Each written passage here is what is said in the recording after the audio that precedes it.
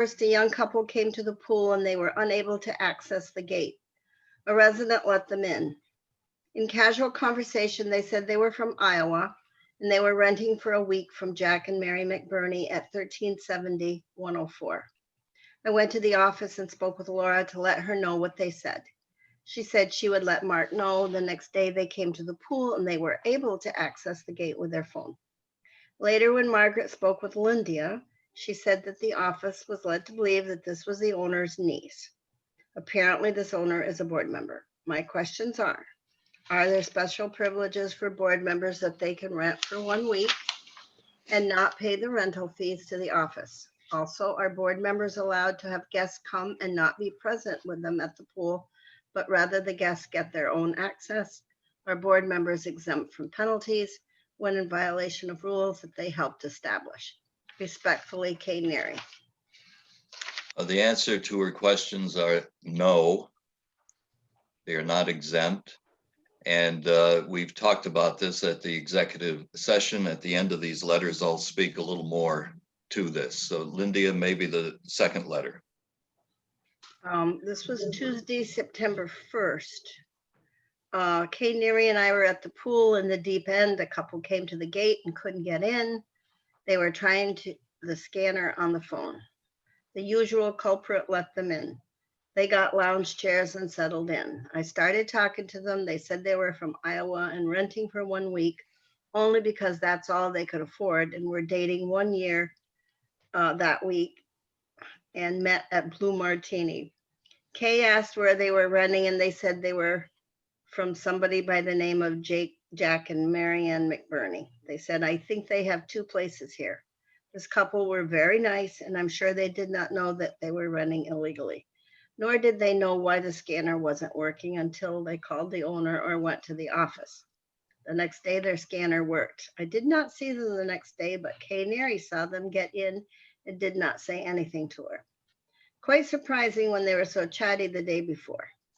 Kay went to the office that morning and she can report what she said.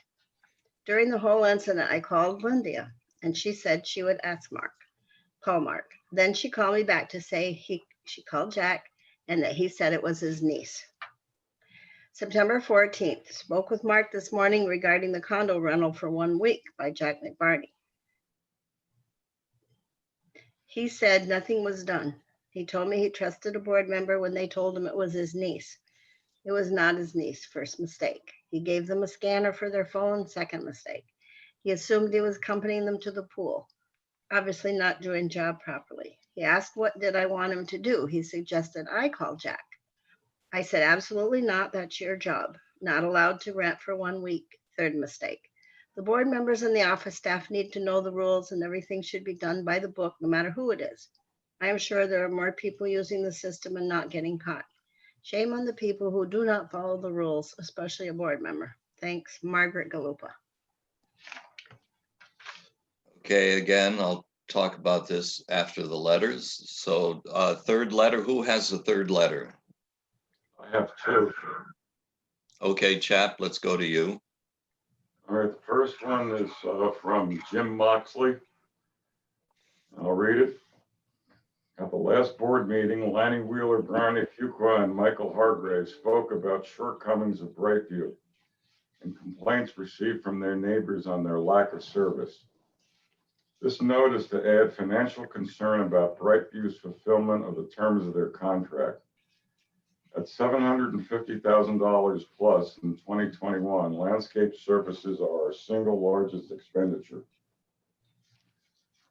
The vendor is not complying with the scope of work as indicated in their contract. I started keeping track of when certain services were provided to my home. For example, trimming of the shrubs is supposed to happen 10 times per year or every 5 weeks. My last trimming was almost 11 weeks after the previous one. Bed edging is supposed to occur every other time they mow. My last bed edging was almost 8 weeks ago. Likewise, but anecdotally, I'm not certain that fertilization, insect control, and disease control are taking place as promised in either the common areas or single-family homes. Complaints at chat sessions also report issues with backyard maintenance. For example, it's not happening even though it was paid for. Also noted was the overgrown and unkempt way the community was looking.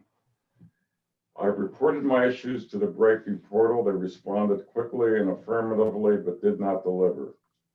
On the positive side, all of my contacts with Breakview personnel have been cordial and professional. I'm almost done. Whatever the reason for the lack of service, COVID or other, it is my hope that the board will insist that our vendors deliver on their contractual obligations. With a contract this size, I think it's critical that we get our money's worth and hold the vendor accountable for the services we are paying for. My suggestion is that we get an accounting from Brightview as to what services they have provided this year and when the services were provided. If we're not getting the contracted services, then we should get a refund or credit. Jim Moxley. Okay. Second letter I have is from Charles Salino. And this is an indication of one of the things that I've been dealing with personally, and I'm sure Mark has too. But anyway, here it is. Thank you for speaking with me this afternoon to assist in addressing my concern regarding a $25 late fee for an $18 balance that was due in July and applied to the August statement. I am a member in good standing and always paid my HOA fees weeks in advance as well. I have in the past supported our staff during the holiday seasons. I was not aware or received any recent email notification that the COVID credit applied in the spring. This is not part of the letter. That's the 3 months leave we gave people. That's what he's talking about. Was reversed in July. I typically do not read my monthly statement unless I receive a notification of any changes due, in large because my payments are consistent and pre-scheduled annually via my online banking from January through December to avoid any late payments. Yesterday was the first notice I received regarding any change in the balance due, and I immediately addressed it. If any notice was sent, I did not receive it. Although I have had constant internet issues with service calls placed to Summit Broadband. Recently, I experienced several lightning strikes very near my home that finished off my modem and router, which have been recently replaced. I am requesting the board please show leniency in this matter by crediting my account a $25 late fee for only an $18 oversight. Thank you for your attention to this matter. I'm going to go off the letter for a second now, and we can talk about this perhaps if you want to under new business. We've got about 13 people that were late because they didn't know about the $18 that was reinstated with the last bill. They've all been fined a $25 late fee. That's 13 out of like 700. Yeah, that's 13 out of 735 households. So I'm standing firm on this because our policy is to assess late fees unless there's an extenuating circumstance where there was a mistake on our part. You know, if the board wants to reverse that and refund these approximately 13 people, we can discuss that under new business. Okay, why don't we do that? And Chap, if you'll introduce it under new business. Okay. Okay, very good. Any more members speaking? If not, let's go to the secretary's report.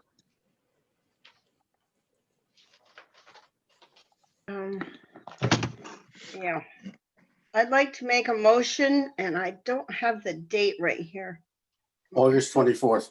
Thank you. I'd like to make a motion that we accept the minutes from the August 24th meeting. I guess, what do I say, with the exception of, Well, as amended, because I already sent the amendment to Suzanne. right, as amended then, thank you. Okay, do I have a second? Second, Okay. Any discussion?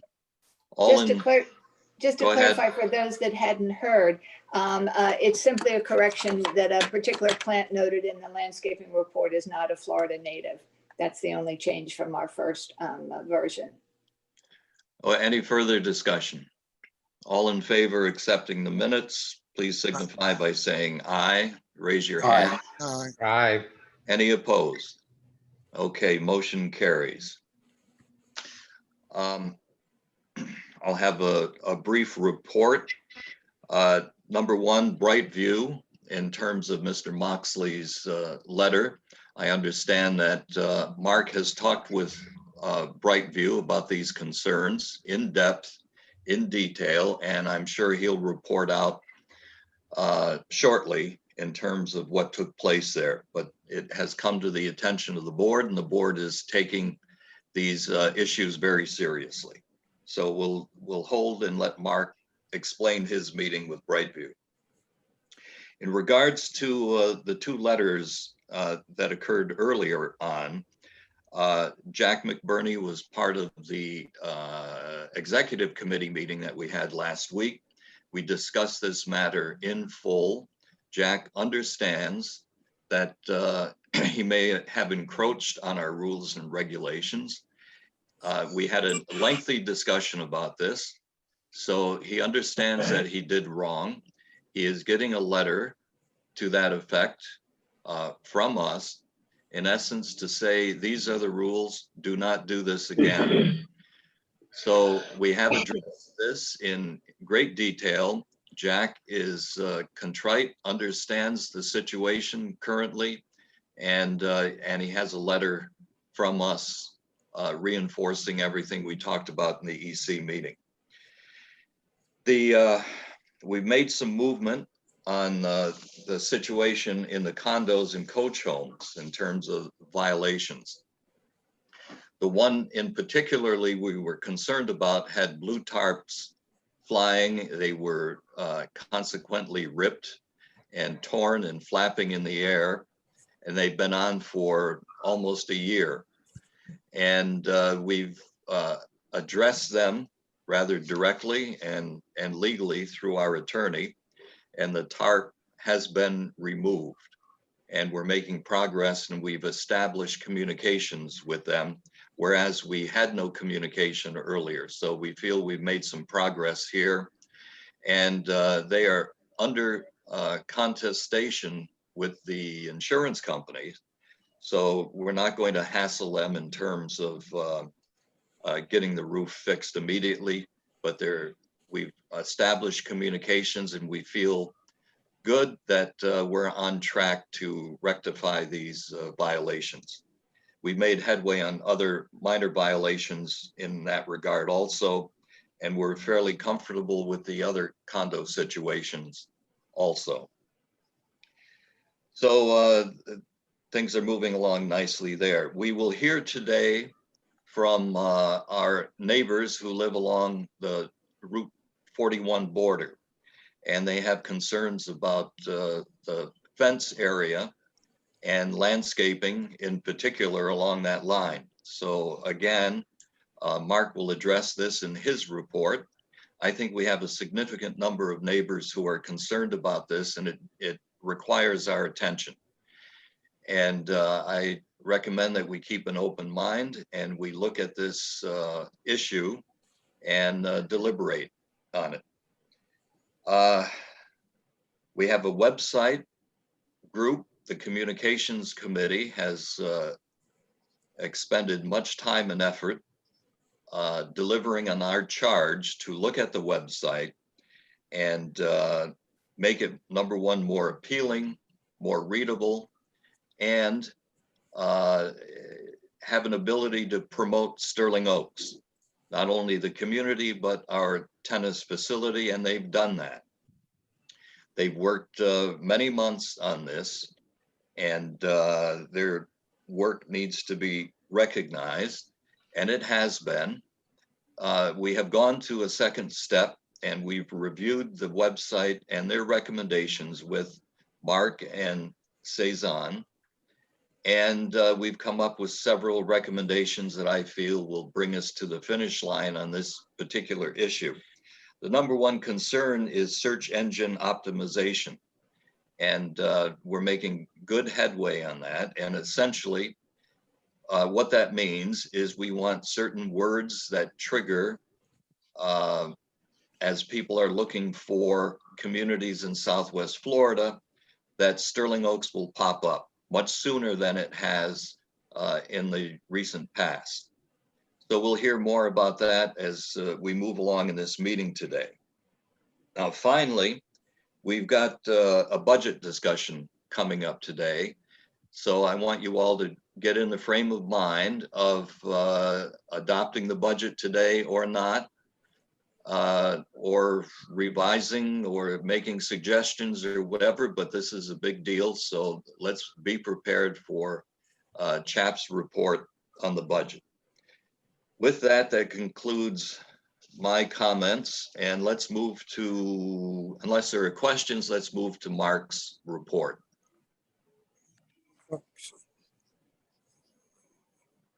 Brownie.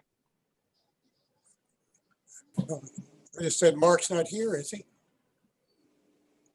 Yeah, he's here. Oh, there. Oh, okay. I'm here with Chap. Okay, you're with, oh, you're with Chet. Chap's computer is on the fritz, so he's up here sharing this one with me. Oh, okay. And I couldn't see you. I could just see Chap. Okay. Okay, Mark, you're on. You confused everyone. Quickly with the budget, what this does is if the board tacitly approves the budget to be sent to the community, because the community has to review, it has to be sent out 14 days at least in advance for the community to review the overall budget before it's adopted in its finality. And that would be in the late October meeting, which is at the end of October. So then we would begin to push it out for the first in December so that it could be paid in January. So this is a preliminary review by the board, and questions, of course, any changes that can be made anytime between now and October's board meeting. So this is just basically a tacit review and approval for things to move forward before it goes out to the entire membership. As most of you know that are here, and I've sent some pictures too, is that the shade shelter up at the pool is up, and everything's signed off by the county.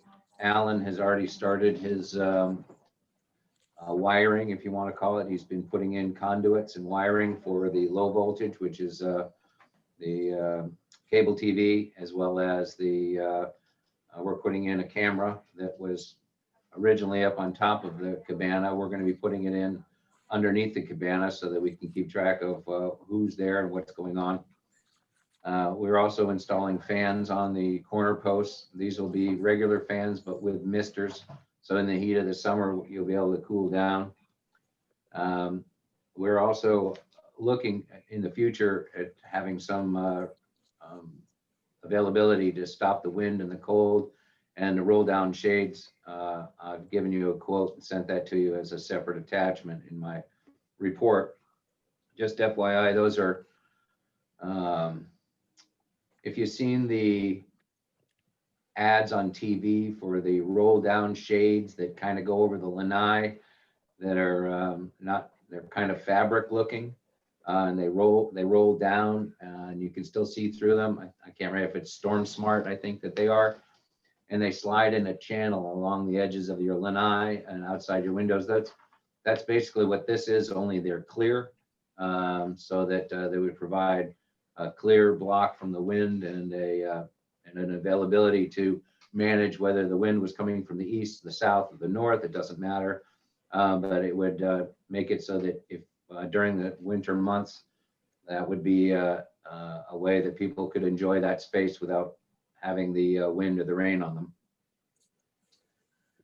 The water levels, as we are here in hurricane season, for those of you that are here, of course, you know that the water is up in the preserve and it's up in all the lakes. Just to let you know that Alan and I periodically go from the north end up by Versal all the way down out to Old 41, just to make sure that all the water is flowing and that it is moving through the system the way that it should. Currently, everything seems to be working fine. There has been no issues. The water has come up right up to the top of the drain grates. But we haven't had the flooding that we had in the past where it goes up the driveways in Manatee. I think that around the corner of David Hill's house, when it really gets deep, it goes halfway up the driveways in Manatee and in Wildcat, and then it'll subside once everything goes down. So that's just to let you know that everything's working well. On to Brightview, Paul mentioned this, and of course you heard Jim Moxley's letter. When I received an email from Jim and he told me he was going to write this letter to the board and sent it to me, I called in the regional supervisor, William Shell, Billy, who oversees this property, along with several others in South Florida, and sat him down and pretty much in no uncertain terms told him that when Jim Moxley is actually getting a hold of the board is going to be involved, and that you're going to have some response. I've included his response in my GM report, but you can see that we're going to be waiting on a couple of things from him. One is the accounting, and I've asked him to specifically address the accounting, and that is that if he's going to be doing tree trimming, fertilization, pest control, and those are all part of his yearly scope of work, that and that's what we're paying for. We'd like to see a punch list stating that on February 14th he did this, and on March 14th he did that, so that we know that he's completed. We do know that he was behind in trimming, and that they did bring in a crew to catch up. We haven't heard that many complaints about the mowing, the blowing, and going, but we have had complaints about trimming, weed control, edging the beds, and taking care of the detail work that is part of their contract. I have received a couple of emails since the one that you've seen. They've given me some updates on the palm tree trimming. They're bringing in extra crews to take care of that. They should be on track within the next 2 weeks to finish up the entire community on the palm tree trimming. So that's good news there. I think they're finishing up Wildcat today and then moving on down. So either way, if they continue to talk, but don't give us the goods, I've told them that I would take and go with my RFP, request for proposals, and go out to several of the communities, the landscaping people that do other communities. I have been in touch with the Florida group of bundled communities here in the area about who they use. So I've got several contacts with that. And I know that there are still some landscaping companies that are hungry for, that are well known, that would love to be able to be in here as well. So I think that this is a case where every once in a while, it was like Leo's. We had to bring in the owners, sit them down, smack them around a little bit, and then try to get them to get back on track. And that seemed to work for a while, and we had to do that on an occasional basis. It may be the same with Brightview. So the proof's in the pudding, and we'll wait to see what they do once we get them on track. The condo west fence line. So yeah, John Rosalia, who is down in, I think, 1345, 1335, that end, that's northwest corner of the property. There has been ever since I've been here, and I guess before that, John has been an advocate of changes to that fence line to prevent and slow down what he says is consistent traffic from people who jump over the fence to get into the property. Now, I'm not really sure why they're doing that, or when or how, but there has been reports that people have from him and a couple of of his neighbors. So he sent me a recent email this morning with several pictures, and he says that they have a petition signed by 41 of the owners in that area, I'm not sure how many owners reside in the buildings that are along that west fence line.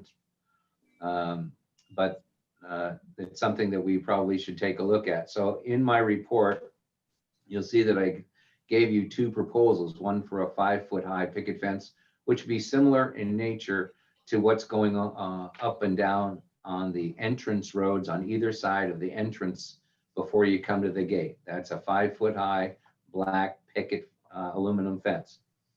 The columns that are out there are a little taller than that. A 6-foot high fence would be fine in certain areas. However, because of the grade and the landscaping that has been in there, there would be some areas of that 6-foot high fence that would be over the top of the columns or even with them, just because of the way that the ground is leveled. The third option, really between those two fences, is a wall, and I think that John would probably look for a 6 to 8 foot wall. And of course, these are channeled cement concrete walls. You'd have to demolish the existing. You'd have to demolish the existing columns, the fence line, and most all of the existing shrubbery and plant life that was along there, so that they could get in there with the machinery to put in the large columns that are they're sort of like this on each side, and then you'd have a big piece of concrete that slides in between those and goes to the ground. And I've asked our engineering firm to at least give me some possibilities on what that would be and maybe some plausible costs for it. We have to go to the county and we'd have to really develop a completely different site development plan and probably spend some time permitting and getting the surveys done for that. And then of course the construction costs on top of that. I would have to say that exponentially, the 6-foot high fence is probably going to be somewhere between 35 and 40,000 to get it completed from end to end, from chain link to the entrance. And in my opinion, an 8-foot high concrete wall that would put into that whole area, you're probably talking somewhere in the $150,000 to $200,000 range minimum. So that's something we'll get more information on, and we can bring it back to you folks for some discussion. Did we receive any petition? I will see if I can share it with you. I got it right here.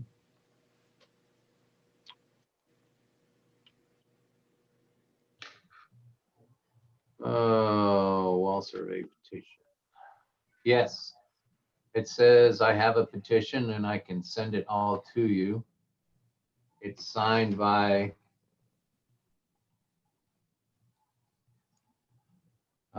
it looks like just a number of individuals. Okay. How does this sound to the board? I have a suggestion. Let me know how you feel. I also received letters from 2 other association presidents in that area concerned about the same thing. So I would recommend that Mark and actually the EC committee, meet with these board presidents and talk about what we've come up with currently and hear their concerns so that we can report back to the board in terms of a recommendation from the EC. It seems to me that this is something we should deliberate about. We should be responsive to their concerns and try to figure out an answer here. I think the range from 30,000 to 200,000 is quite a broad range, but we may be able to satisfy needs at this lower end. I don't know. How do you all feel about how we should proceed? Lanny? I think that that sounds like a great idea for you guys to talk with the board presidents. I just have a couple of questions related to sort of what's new. This has come up several times since I've been involved with the board. The information we had been given before was that it was homeowners in the condos who were the ones coming in. They didn't want people walking to the stores and didn't want to go all the way down to the gate and come back in. So I'm wondering if something has changed there. Various times landscaping was added to areas where they felt that people were getting in too easily. I think it's probably important for you to also take a look at what they're talking about. If it is homeowners who want access versus homeowners who don't, I think that needs to be clarified. Well, all of that would take place in our Right. discussion with the Yeah, president. I'm just bringing it Yeah. up to let you know that that's some of the Right. history. Good point. You have to be a very determined and fairly athletic homeowner to be able to get through that landscaping and then jump that fence. So it's not for I don't think any of us want to get in doing that, but there may be some younger folks that don't seem to mind climbing and getting through the bushes, but odd that they would want to do that versus just going around how they're doing. Well, again, they may have some other concerns that we're just not aware of at this point, so we'll listen to that and see where it all takes us. And we have to keep this in perspective in terms of to what extent the entire community will support a project like this too. So all of this will be part of our discussions with them. Lanny. Just one other question. Do we have any security cameras out that way? No. I don't believe so. Okay, perhaps, There's no real. We'd have to do some major wiring to be able to move security down that way to get any kind of a signal to be able to get that online. All right. you would be able to Another wire point. from the Another building? point for discussion. Right, yeah, We're not going to just, solve it today. So these are the things that'll take place in that meeting. Any other discussion about this? So with the board's consent, we'll move forward with the board presidents in that area, and we'll involve the EC and then report back to the board and see where this takes us. Brownie. One comment. I kind of agree with Lanny.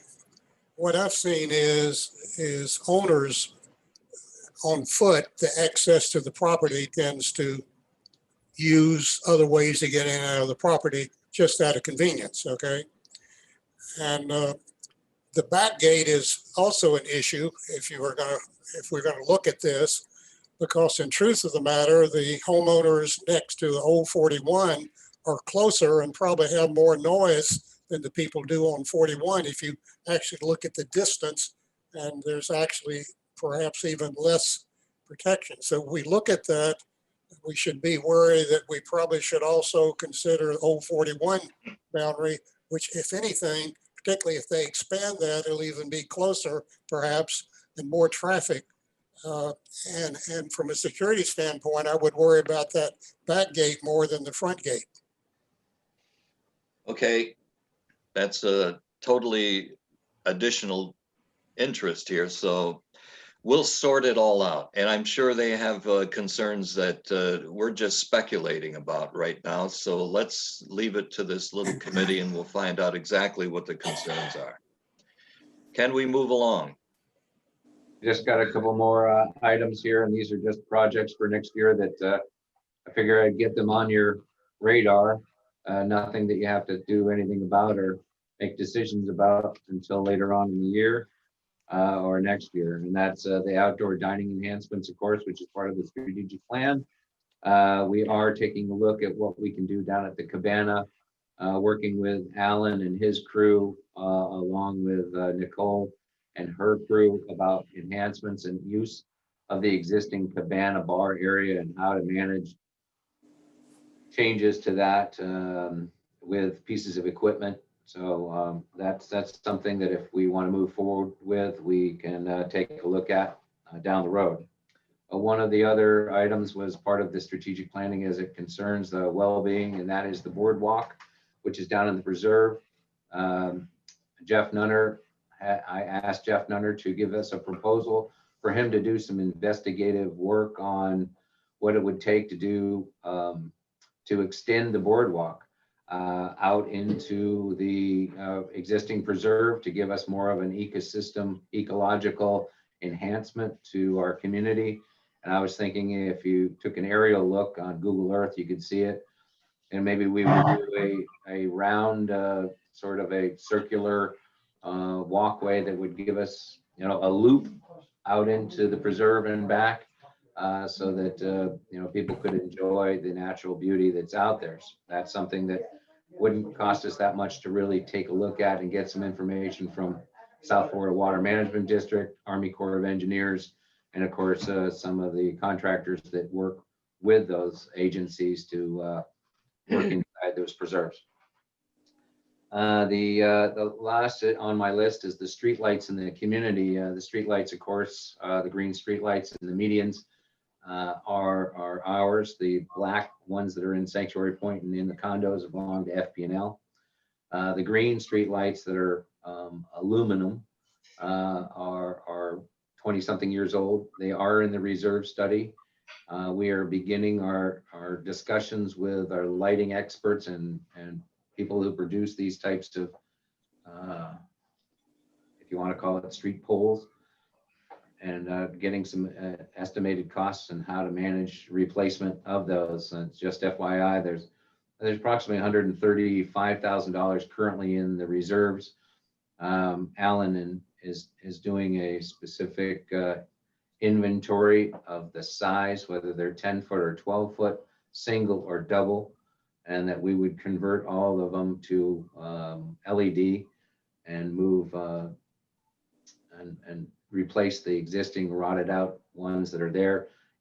If you take a good close look at a lot of them, you can see that the bases are cracked and that they've been hit and knocked over. Some have been rewired and shoved back down. So we've repainted several of them ourselves, but they are getting to that age where we need to look at replacing them as part of the overall community reserve systems. So that's just something that we have to have on our radar. That concludes my report. Let's move the streetlights to an EC agenda so we can begin at least the discussion. Let's go to Lindia, then Brownie. I have a question mark about the water. Where exactly, who's connected on the water where it runs?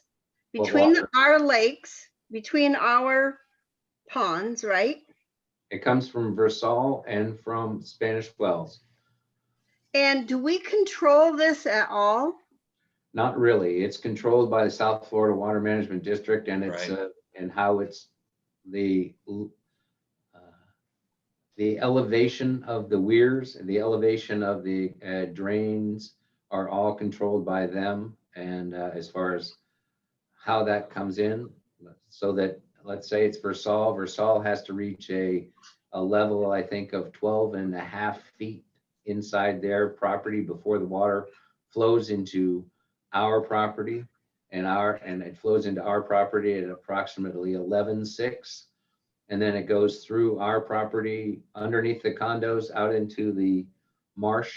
Now, any overflow that is that is in the, if you want to call it the fence line, north fence line, flows in the ditch that is to the south of Spanish Wells, to the north of us on the fence line, and that flows all the way east to the FP&L easement, where there's another set of weirs, and that takes it out onto Old 41 that way.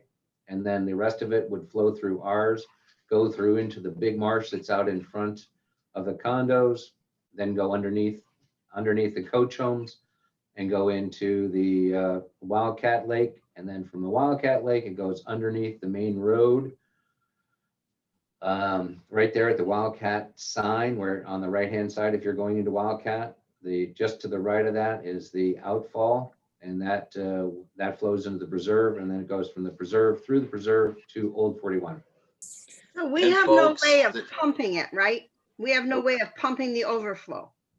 There is no pumping allowed anywhere because, and the reason for that is that you can't affect anybody downstream. And by the way, the water management came in about 9 months ago and reviewed this whole flow thing and said it was working perfectly fine and everything was healthy. Things were good. Now, the I lake- might also comment that Mark's report just now about that whole system is indicative of a manager that knows the community pretty well and has been around for a while and could rattle something like that off. So I, for one, appreciate that. Mhm. But let me assure you that the water management did assess all of this basically because of the Versul project. And this was about 9 months ago. So we received a pretty good bill of health in terms of water movement through the community. So we feel good about that. But while we're on this topic, Mark, what have we heard about Versul? Again, about a year ago or less, we had a lot of concerns in the community about what was going on with Versul. So any new developments there? Well, you know, our eyes on the ground are the Irishes, Ronnie and John Irish, who are right there in the corner, right across the street. Versul has planted all of their shrubs, their oak trees, and have done their job as far as the Barrier. buffer and barrier from a planting standpoint. Our shrubbery that's on the back side of there that we planted a few years ago now is 9 feet tall and is thick and has created basically you don't see anything. They can't see anything out their backyard, and neither can the people that are down on the condo fence line. All of those Good, shrubs have grown up to be about 8 or 9 feet tall, so it's filled in quite nicely. Linda, are you hearing anything? No, I think it's very good. I drove along there as a matter of fact, I drove along the whole fence line last night, looking at the 41 side. I wanted to look at it at night, and I went around the whole perimeter there and happened to point out to that hey, look at the shrubbery. It's fabulous back there. Covers the Good. fence. Yep. It's good. Good to hear. Good to hear. There was a lot of concern a year ago. Okay, can we move along? Well, I Any had one questions minor- of Mark? I just had one minor point. Mark, there's a street light around the first block around the tennis courts that's burnt out. I don't know how you check it, but No, we I know don't- about this. There's 3 right now. okay, you know about it, okay. Tennis court, pickleball area, and then down into Wildcat, there's another one. I just wasn't sure how they check it since they're not here at night. If we Oh, need, Alan comes in at 5:30 in the morning, does a drive-through, so he knows. oh, okay. Mark, for the next EC meeting, let's move those 3 items that you have under projects for 2021 onto the agenda so we can begin the discussion. Will do. Lanny? One other quick question for Mark. When do you expect to have the new shade structure dining area ready for use? October 7 or 8, 9, somewhere in there. Okay, early October. Okay, I've been asked when it was going to be ready. Thank you. Okay, thank you, Mark. Any other questions of Mark? If not, let's go to treasurer's report. Well, I think I'm gonna be on for a while today, so here we go. First of all, over the weekend, I got the numbers from Geraldine through August. Let me tell you what they are. There's no bad news here. First is we've got $523,000 in operating cash. That's pretty good. We have accumulated $258,000 in the long-term capital fund. Our construction loan balance is down to around $250,000 and is being paid down monthly. through August, you've heard me use these terms before, the enterprise P&L is a loss of $10,000 cumulatively through August, which is $4,000 better than budget. So essentially, we're right on budget. Tennis profits, $28,000 through August, $19,000 better than budget. Food and beverage loss is $106,000 through August, $34,000 worse than budget. The situation with the condo water hasn't changed. We're still about $17,000 worth in budget, and there's been no increase in bad debt. Well, Those that's are the good news. numbers, and if anyone has a question on the numbers, I'll move on to the rest of it. Let me just ask a question for, at least for the community. We have $250,000 left on the loan, and the payoff for the rental project will be what date? The what? The payoff for the renovations. Oh, renovation. 20, it's, I think it's either late 2021 or early 2022 is the actual date that the people are, that have signed up for the 3-year program they'll be paid off, I think, in March of, June, is it? The last time it's billed is April 2022. April, March or April. Okay, very good.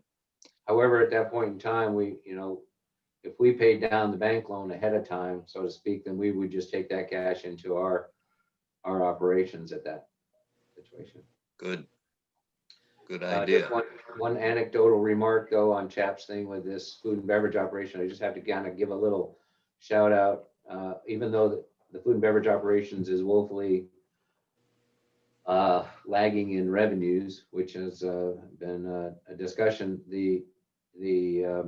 If you want to call it the variance to budget at it's 33,000 plus this month. It was $36,000 the month before, and it was $38,000 the month before that. So Nicole and her crew and chef have been doing a great job of at least minimizing and reducing that that variance to the degree that they can, while still providing the services to the community in limited fashion that we have. Yes, all understandable.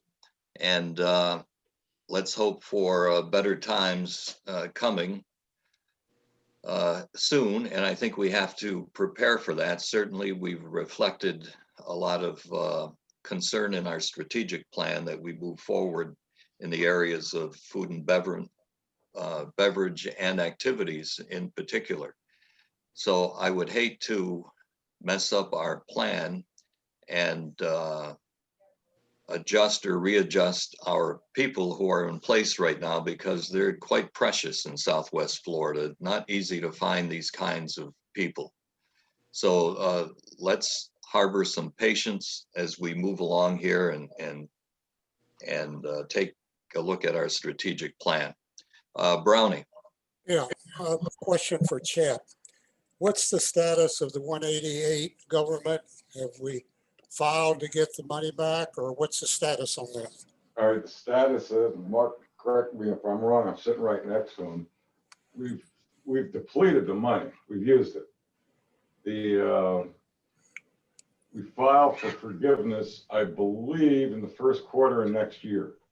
Well, either that and I think the beginning of it, Geraldine said that she's going to start to move forward in November to start looking at that, depending on the SBA as they keep changing their focus. But yes, we're going to start.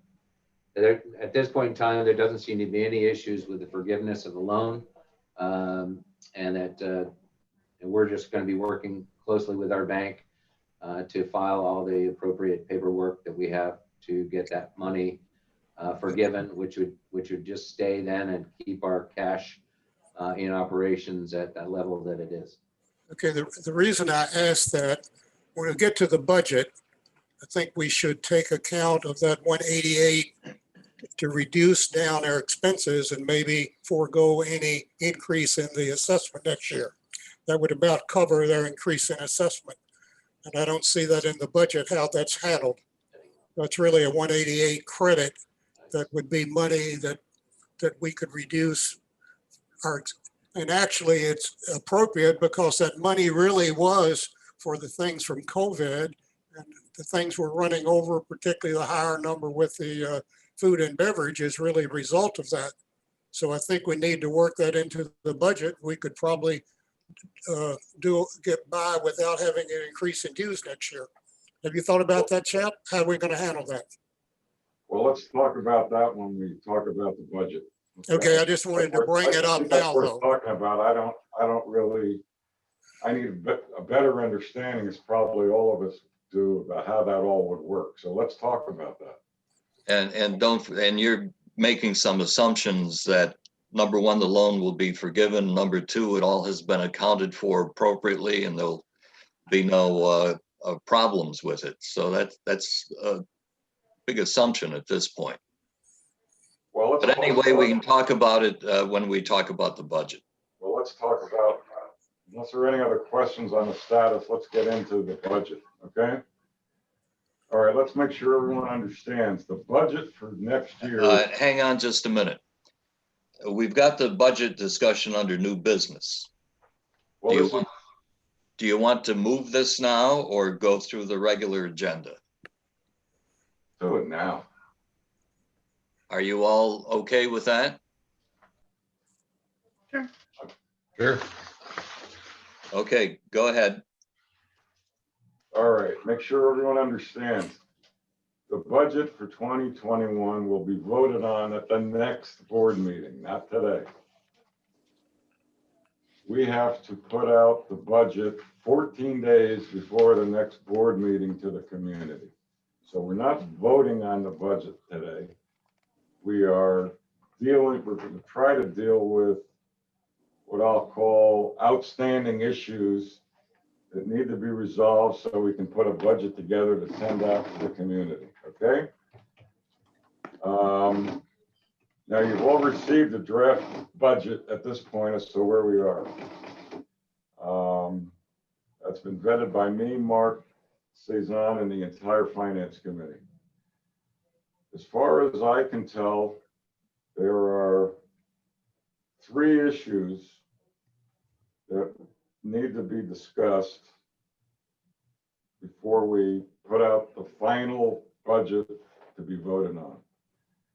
Okay, the first item is the food and beverage and activity subsidy for next year is $173,814. And the question is why? And there are 2 answers to that question. We're assuming normal operations for 2021 with a very slow start due to COVID. Second reason is we're responding to the strategic plan by incorporated expanded hours of operation at the Cabana. So we can come back and talk about that. The second issue is tennis profit is in the budget at a profit of $10,000. The tennis committee wants the profit to be 0. The treasurer and the finance committee believe that a profit of $10,000 is a reasonable objective, with the word objective capitalized, given the history of profit from tennis and the performance so far in 2020. And I suppose the third thing we need to talk about is what Brownie just raised. And we're going to learn about all of that together, I guess, right now. So let's go back one at a time. First of all, the food and beverage activity subsidy of $173,814. You've heard why, and is there any discussion needed? Lanning. Obviously, time will tell, but I think that thinking about expanding services at the Cabana in 2021 is probably not the right time to be making that investment. I think that we can decide, you know, we need to have some contingency plans, I think, if we decide not to do that. You know, certainly there are lots of warnings that COVID will resurge as well as influenza. And based on our experience here this year, we don't expect to be, you know, I don't expect that we'll be spared from it. So I think that we need to have some sense of at what point would we want to modify this current plan if a slow start really means a non-start or a contraction even of what we've been doing. Yeah, I think maybe the way to look at it, if I understand it correctly, is we are budgeting for expanded hours. I don't know if it's going to happen because of COVID. If it doesn't happen, we lose less money. Right, that's how I see it. So we either plan for good or plan for bad. We're kind of planning for good, which means we lose $173,814. If we plan for bad, we'll lose less, but suppose it turns out to be good. So I don't know, it's up to you guys. And let's keep in mind that we have an outdoor venue now that we're counting on, which may be more appropriate than an indoor venue. So I think we need to wait and see. This is a budget. It's simply a plan. So I agree with Chap. If and I have some faith in Mark and Cezanne and our food and beverage staff that you could monitor and control what's going on with the budget. Any other discussion about this? I have, Terry. yeah, we're talking about whether we plan for good or plan for bad. And you got that $178,000 number here. If you plan for bad, what would be the reduction? I'll take a wild ass guess. I don't know. What do you think, Mark? 20,000, 25,000? I don't see it to be a reduction to be anything less than it would be for the current budget this year.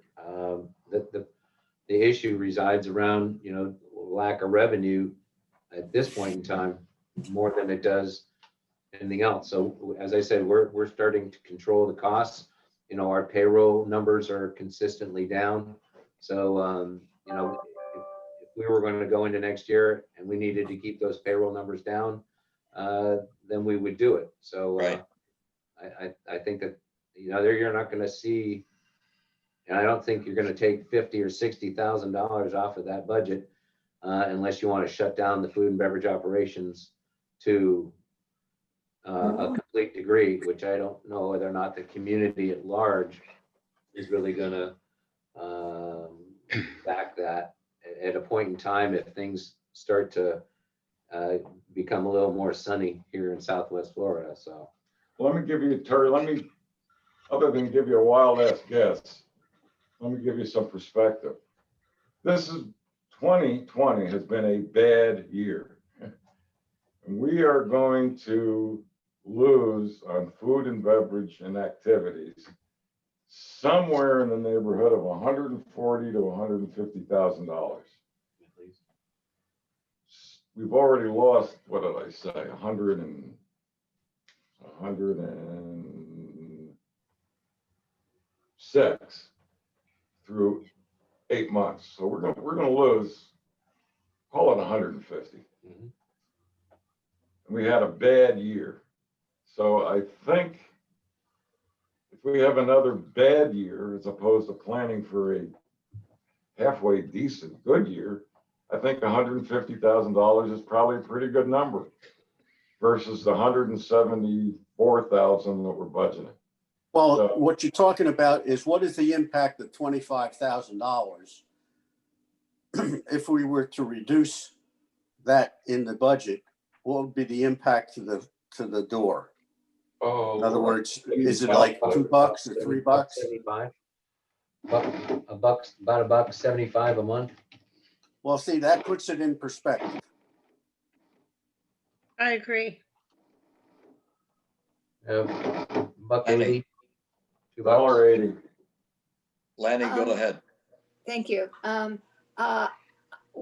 What I think that we need to have some agreement on is that in contrast to usual years where we've never done a budget a reevaluation to any serious extent, that we would commit to doing that perhaps in March to find, to take a look at what has happened at that point. And reconsider this, not consider this a budget carved in stone. We didn't make any changes this year despite a very, very bad year. If next year is worse, then I would think that we have some responsibility to do some reconsideration. I think some homeowners are going to be asking us why they are paying $236 next year for an amenity that, to the best I can determine from surveys, et cetera, that the majority of the community rarely use. And I think that we will have some responsibility if this continues that way. But I don't disagree about making any changes right now. But I just think that we need to see if our optimism is way off the mark. Well, just let me, I'm sure we're going to stay don't- right on top of this. I don't without a disagree at question. all, Lanny. I mean, I think we'd all have to admit that Mark and his people have done a really good job this year managing the budget.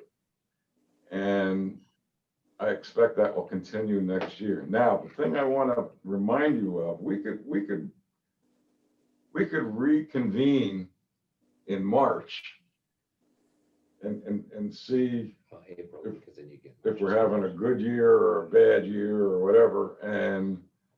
But all that would do would be to change the budget, because to change what we're charging the homeowners, I think would require some kind of modification to our bylaws. No, we can change the budget. You can change the budget. budget. I just don't know whether or not you can change the monthly assessment in the midstream for the year without a membership sort of meeting or notice to the membership that's a Well, I duly mean, called. it would have, just the way this budget has to be noticed, we have to notice the homeowners and give them a copy of our proposed changes at least 2 weeks ahead of time. But other than that, there's nothing on our bylaws that says that we can't change. Matter of fact, we changed it twice this year. That's right. We changed it twice this year. We That's took off the correct. 18th, put it back. All it takes is a vote. There's nothing in the bylaws that prevent that. Okay, But, let's see where we are. But I'm just asking us not to do what we've done this year and say, well, maybe it's going to get better, maybe it's going to get better, without really taking a more serious look at this. Because I think we have some responsibility to the homeowners. Well, of course we do. We all know that. And I think we've looked at the budget, and I think we've navigated this current fiscal year pretty well. So I don't think this board is going to just turn its head and not assess where we are. I think we need to put some faith in the people who drew up this budget. And I'm sure they've talked about all of this stuff. So let's put some faith in the budget. And of course, we'll take a look at it later. I want to remind you, $4,000 over budget on a close to a $3 million budget.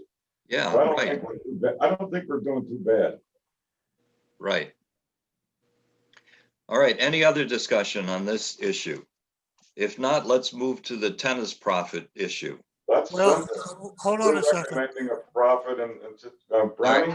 Go ahead, Brownie. we didn't discuss the 188. How we're Well, gonna, that's gonna be third. what's that? That's gonna be the third thing we're gonna talk about. Yeah, that's what I'm saying. We're still on the budget though. Right, so let's Right. deal with the second thing. The second thing is the tennis profit. Oh, okay, okay. It's black and white. Treasurer and the finance committee's recommending a $10,000 profit, and the tennis committee wants 0.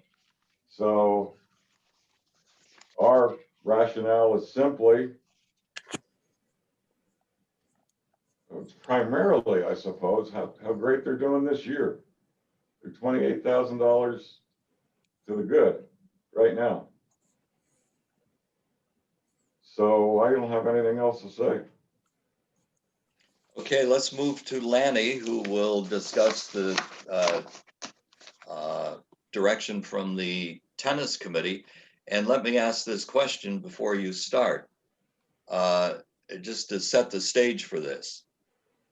We worked out a $10,000 profit issue this year. We did pretty well with that.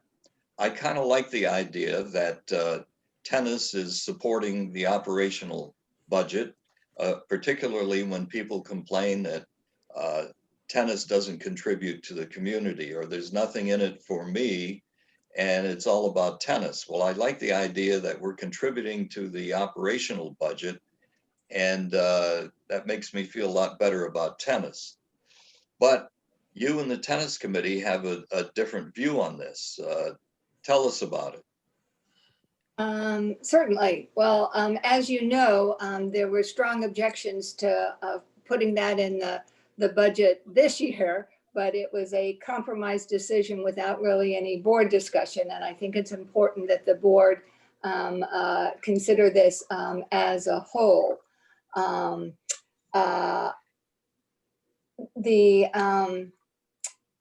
Your point that you like the idea of tennis players subsidizing the rest of the community members is sort of puzzling to the tennis committee, because we don't understand why we should be subsidizing our neighbors when we're already paying sort of more to the community through our tennis dues. So adding a subsidy, especially for homeowners, doesn't seem very logical to us. As you know, we did propose, and the finance committee agreed to having non-resident tennis members contribute to the reserves. And this comes out to about $10,000. So essentially, we'd like to shift the operating 10,000 to this reserve contribution. There have been a lot of increases to the tennis budget over the years, over recent years, where tennis players are paying for more or perhaps all of the expenses from tennis. And it will probably necessitate about a 6% increase in tennis fees to be able to cover this $10,000. We also question if there is profit at the end of the year, why it should go to the operating fund rather than going to the reserves, since that's the area that homeowners complain about, that we're not contributing to reserves. The other thing that we'd like to be considered is that a profit essentially means that we overcharged our members during that year. You know, we ended up getting more membership than we had expected. So we've ended up overcharging our own members. And we propose that the end of the year profit be split between the reserve fund and a separate tennis long-term capital fund, so that, that we can begin saving some funds for projects that we cannot fund within a given year. Let's see. I guess that's enough to start with, and I'd like to, hear some board input on those points. Well, let's start with Chap. What's your reaction? Well, I'll hunt and peck here for reaction. First of all, the assessment to outside members, or the charge to outside members to contribute to the reserves, is long overdue. And I'd hate like hell to see the tennis committee rescind that. We're second not thing- proposing rescinding it. Huh? We're not proposing rescinding it. Well, good. Yeah, no, That's good. The thing I don't. we really- suggested it. The thing I don't really understand is the 6% increase in dues that you talk about. And if that's the case, what impact do you think that's going to have on membership, which really determines whether or not you have a profit or not? Exactly. And we never know what a fee increase is going to cause.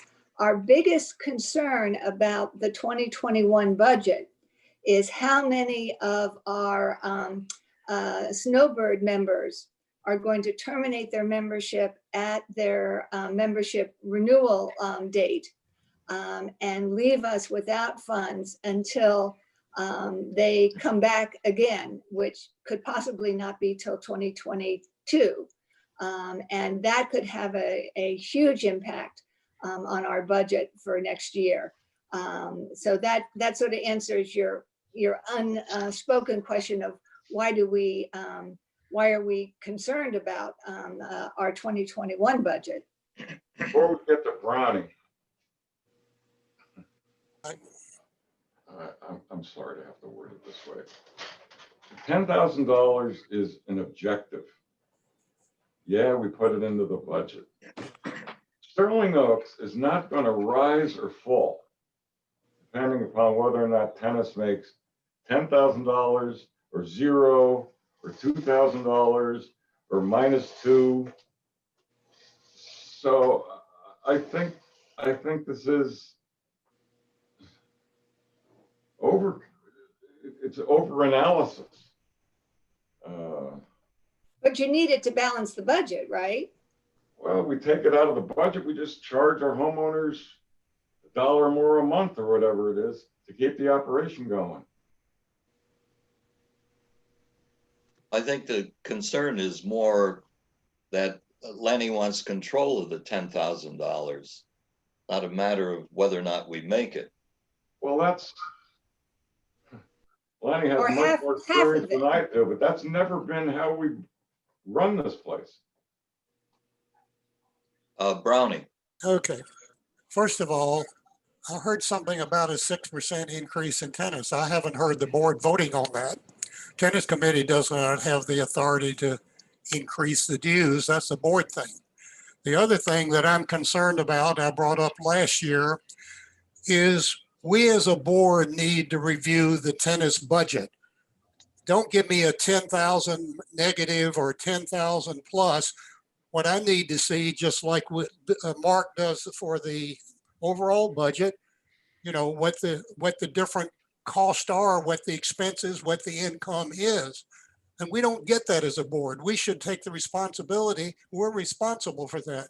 So I'm very unhappy with the whole tennis budgeting thing and the fact that the board just kind of gives up their responsibility.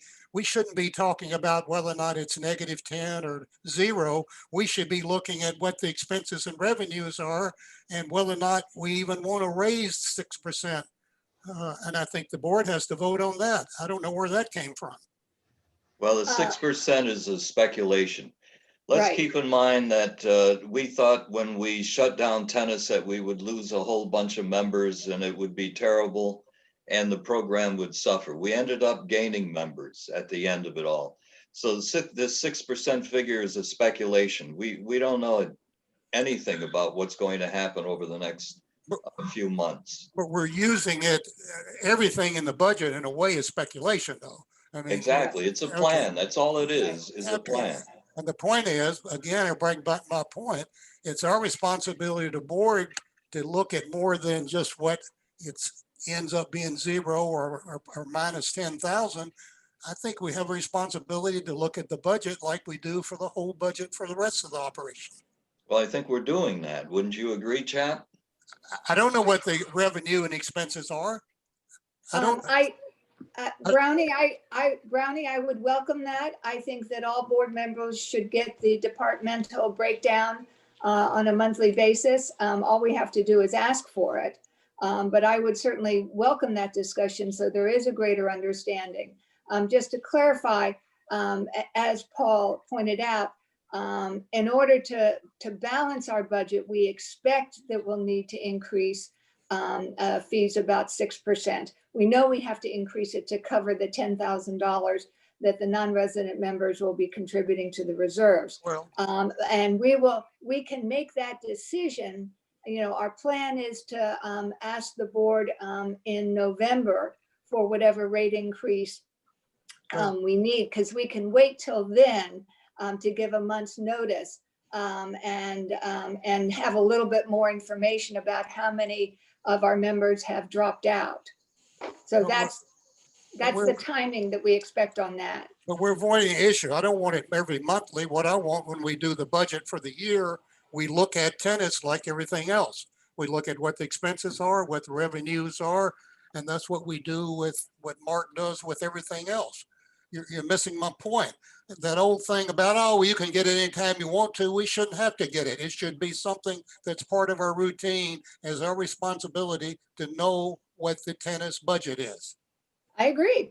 The parts of it, and we shouldn't have to ask for it. It should be here, just like we're doing it right now.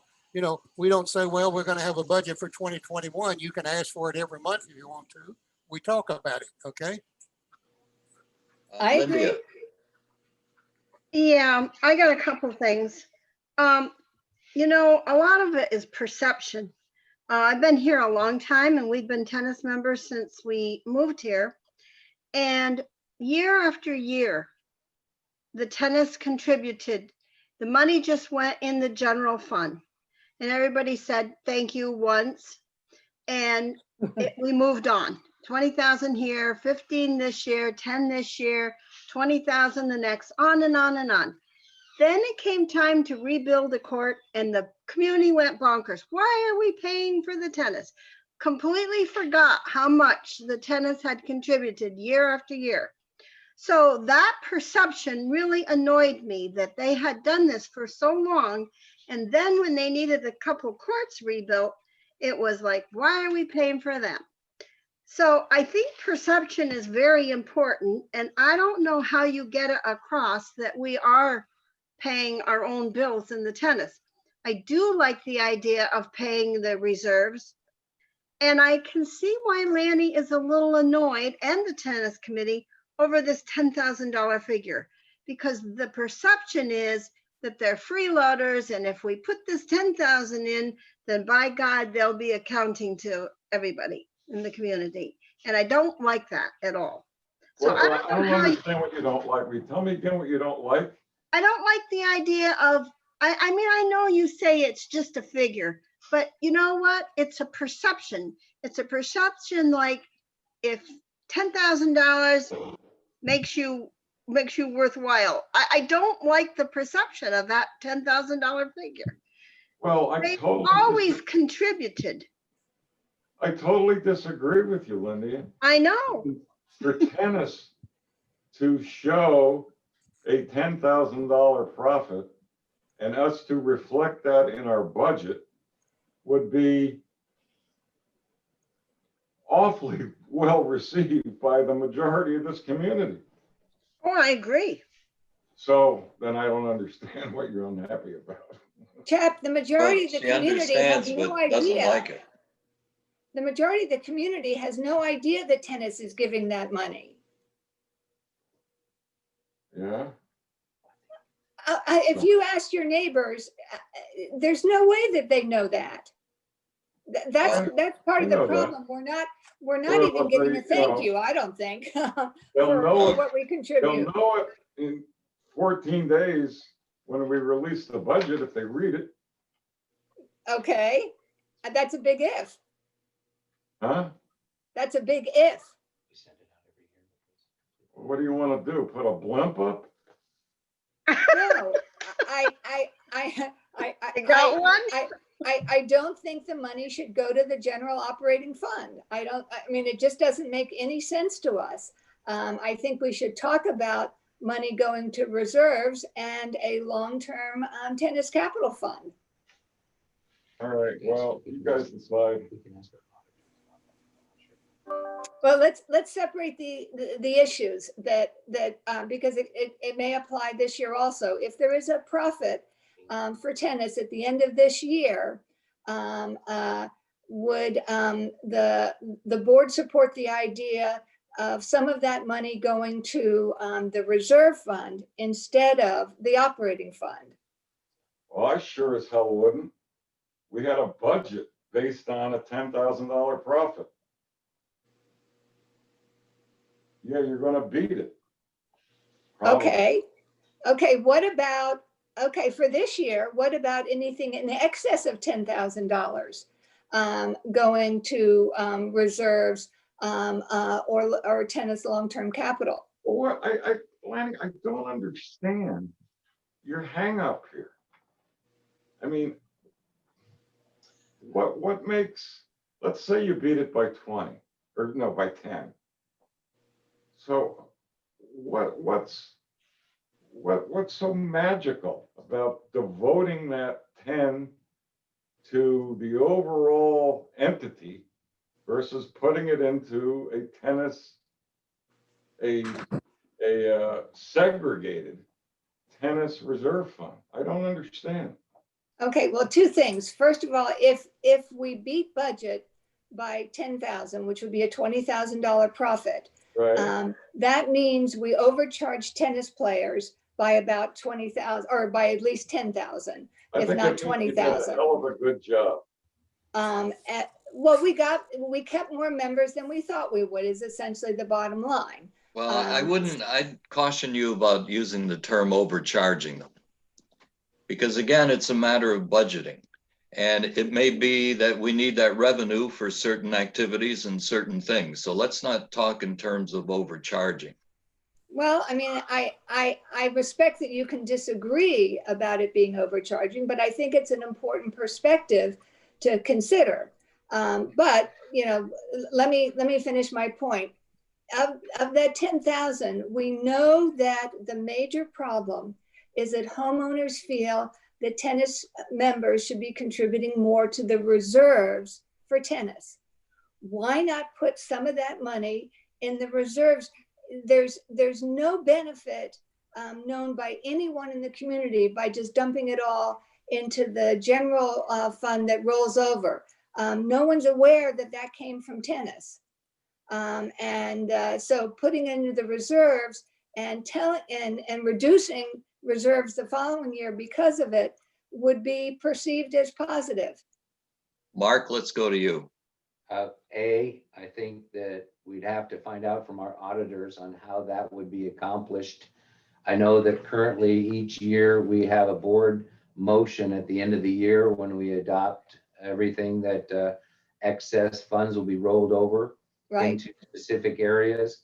I'm not sure if, I'm just gonna say this, if we had a negative year of, let's say we're under budget, didn't make budget by $25,000, which we've done in the past. I think last year we didn't make budget because of some of the overages in mulch, condo, water, sewer, et cetera. And it depleted cash in our fund, in our operating bank account, but didn't materially affect the community at large. If we were $25,000, $30,000 variance to budget on a negative side, but tennis as a part of the overall budget was positive 10, do we take $10,000 out and create a $30,000 negative variance because we're moving $10,000 of our operating cash into another thing. I think that that's a discussion for the auditors and how that would be managed. I think it, you know, it would be a lot easier to say that if we were flush with cash and we have an overage of X, you know, we beat Right. budget by 50 grand, then, you know, we could spread the wealth and carry some over to the next year and put some into reserves. I just think we need an auditor's standpoint on how those funds are, you know, sort of. Can we do that? Ask our auditors to address that along with the finance committee and have a discussion at that level and have the finance committee and auditors give us their recommendations and then bring it back to the board. Can we do that? Well, we can do it, but we're not going to have an answer for you that's going to resolve this in 2 weeks. I still have a specific question. Is this budget, that we have right here with the 10,000 from tennis, is that based on the assumption of 6% increase in tennis fees? Is that's a yes or no? Someone came up with these numbers. Does these numbers for 2021 for the tennis number, does that assume a 6% increase in dues? The answer does. is- Yes or no? That's yes or no. The answer is no. No, the answer is yes. No. Because You wanna- based on Johnny the wants to know Well- where based on the $10,000 assumptions that came we Hang made. on, one person at a time here. Johnny wants to know where the $10,000 came from. No, Well, believe no, me, that Brownie. wasn't Believe what I, me, Brownie, I did not and will not look at every line item in the tennis budget to answer your question. That's not going to happen. That is up to the tennis committee. So it isn't. where's It's a the board $10,000? responsibility. That is We're not, that's the problem. That's the problem. What's the problem? The problem is the board for years has done away with responsibility. We give it to the tennis committee. They're not elected. They don't have, we have the responsibility for the total financial aspect. And that Brownie, if you includes looked at understanding every- tennis. If you looked at every item that goes into making up this community's budget, you would get dizzy. No, I wouldn't. But the There are point, this is, 250 at least. this is a line very specific question. Is that 2021 budget tennis number include an assumption of a 6% increase in dues? That's a I'm yes gonna or tell you no. one more As time of where it today, came from. yes, I'm gonna but that tell you may one more change by time where it came November. from. One more time, and it's. And as I will simple as not this. never vote for this budget if we're going to increase our dues so the tennis can give money to the rest of the operations, okay? And that's what we've been doing for years. We increase the tennis dues and then we expect that money to go into the operating budget for people who want to eat. Why should the then you're- tennis members have a 6% increase in their dues so we could have $170,000 over in food and beverage? Doesn't make sense. Well, then vote to make the budget zero and let them get away with murder. Okay? But I would never vote for this budget. It will probably be the only one if it includes a 6% increase for the tennis, giving money into the operating budget from the tennis, period. All right, let me ask a question of chat. Why couldn't we have our auditors look at this and the finance committee give a recommendation within a 2-week period? Why is that impossible? First of all, tell me again what we're supposed to look at.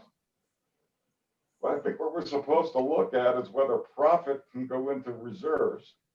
That's got nothing to do with the budget. Can I ask a question from talking with Paul Barris? If the current membership level of tennis increases by X, then the 6% increase in membership fees will not be necessary. Is that correct? If X is a big enough number, yes. I'm And talking, it's the increase minus the decrease. Because we do expect new members, Right. but we're also expecting to lose a significant number of members. I guess, so what happens if you don't increase the tennis dues and you don't get the members and you end up with a flat line, let's say you only made $200 at the end of the year versus the $10,000 mark, is that going to significantly impact anything?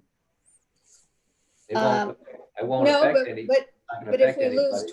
20,000, it would. Well, Well, what would it let's affect? keep in mind, we thought we were going to lose We lost members. We 20,000, were it still fearful wouldn't of that, affect and we anybody. actually gained members. Known caller. I mean, Well, we I didn't, don't we think you didn't, would. Hello. we're down from where we were last year. So we're not above last year. We're below, but not a lot. With 3 members. I'm Right. just asking if, even if you didn't make budget and you lost $10,000 and you, which would be an anomaly, if without raising 6% from Brownie's standpoint, and you didn't make budget, and you, at the end of the year, by the time December 31, 2021 comes around and you guys are in the negative variance to budget by $5,000 or $6,000, $7,000, $8,000, is that going to materially affect or change anything for anybody That's Sterling Oaks. at Sterling Oaks? It won't. Well, affect I the think tennis because membership. then the homeowners will have to subsidize tennis that year. It'll make us look really, really bad. It just comes out of our cash. Just like it is last year, we subsidized But- the condo but sewer when they water by ask, 30,000. They'll say the cash came from the homeowners. It's not that the cash is just there. The cash can comes say from that the it came- homeowners. Well, it partially was funded by some of the other, but that's. Yeah, is we that don't something want to that- say So it's- that homeowners pay for tennis operations. So it's optics, not, not. Well, it's not only optics. I mean, it's my understanding it's our charge that we are budget For the neutral. life of me, But it's been 1 year in 7. As long as I can see, go back in time, I've only seen 1 year where you guys have been upside down in the budget. For the rest of the time, you've been positive. I would say that, if you wanted to take a look at increasing dues 6%, I wouldn't do that until middle of 2021 if you had to, or November of next Well, year. to try to again, get there. our plan is to look at the numbers in November, and survey our northern members to see who's going to be coming down. And if we get confirmation that 30 people are not coming, then we are likely to come to the board with a proposal for an increase. And that could be more than 6%. But our projection to cover budget, because remember, we're covering an extra 10,000 above what we covered this year, is that with a level membership, meaning that we replace with new members those we lose, it'll require a 6% increase to be neutral. And our understanding is that's our obligation, to not support a budget that requires a subsidy from homeowners. I'd like to hear from some other, let me summarize where we are. Where we are is we need to approve a budget at the next board meeting. So a budget has to go out to the homeowners in 14 days. We're hung up now on whether the whether the budget include a profit from tennis of $10,000 or nothing. We're back and forth and back and forth. And listen, Lanny and I have a very good relationship. I just happen to get excited every now and then. I'd like to hear from other board members, particularly John and Linda and Mike and Terry, about how we should proceed here. Go ahead, John. I think the problem is that me and some of the other people that you're asking for input, we don't really understand the budgeting of the tennis operation. I couldn't make a comment on this because I don't have enough information to make an intelligent comment. And, we're talking about reserves, money going, the profits going into reserves. Have we always had a tennis reserve? I've never even heard of that before. No, Never that would had- be something new. We've never had a segregated tennis reserve. Yeah, well, I mean, this is something new. And not knowing anything about the budgeting and tennis activity, I couldn't make a comment on it because I don't know enough about it. Linda, We do have a piece of reserves. It is for the tennis though already. yes, that's right? right. That's right. Yeah. So there Linda, is a tennis reserve. It's just not separate, but there is a piece in there for tennis. Right. right. There's not a tennis long-term capital fund, and that's what we're proposing. Okay, Linda or Michael? I Michael, agree you go with John. first. I don't have enough information to make an intelligent decision or even discuss the topic at this point. Questions like, does the tennis budget cover the insurance cost for the whole, is there a proportion that's done for the insurance costs or the taxes and things like that? How does that all work, for that part of the property, Linda, I guess with all the uncertainties of this year, I don't see why Lanny's idea of saying, okay, we'll pay the 10,000 this year, or not pay it, but we'll use that as a guideline for our budget, 10,000. But if there's anything left over after that, let's start the long-term capital fund. Then when we do next year's budget, we can look at that 10,000 going to the general fund. I do think that in a year like this where you might lose people, I personally usually have a waiting list of renters at this time. And I have one person looking for February right now. So that's what I have in my notebook. So I'm hoping that those tennis players do come back, but I am like Lanny, a little concerned. So maybe this isn't a good year to worry about whether you make $10,000 or not. Like Chap says, it's just a figure. So go with that figure. And if there's anything over that, put it in the long-term capital fund, because that's where people get mad at the tennis when they think they're paying for something that they're not using. When really, in essence, all these years, tennis has donated to the general fund. So I just think we just need an answer to get out of this right now. okay, Segregate. the finance committee knew of Lanny's concerns. And still they presented this budget as presented. I'd like to know the rationale and reasons. We have some expertise on that committee. I'd like to understand how they developed this budget in relation to tennis. But before I answer that, segregate the issues here. There seems to be two on the table right now. First issue is, should we budget a profit for tennis? And the second issue is, what do we do with the excess money if they beat it? We don't have to decide that second part. Agree. So let's get that off the table. Now, in terms of the finance committee scrutinization of tennis's budget or tennis's numbers, don't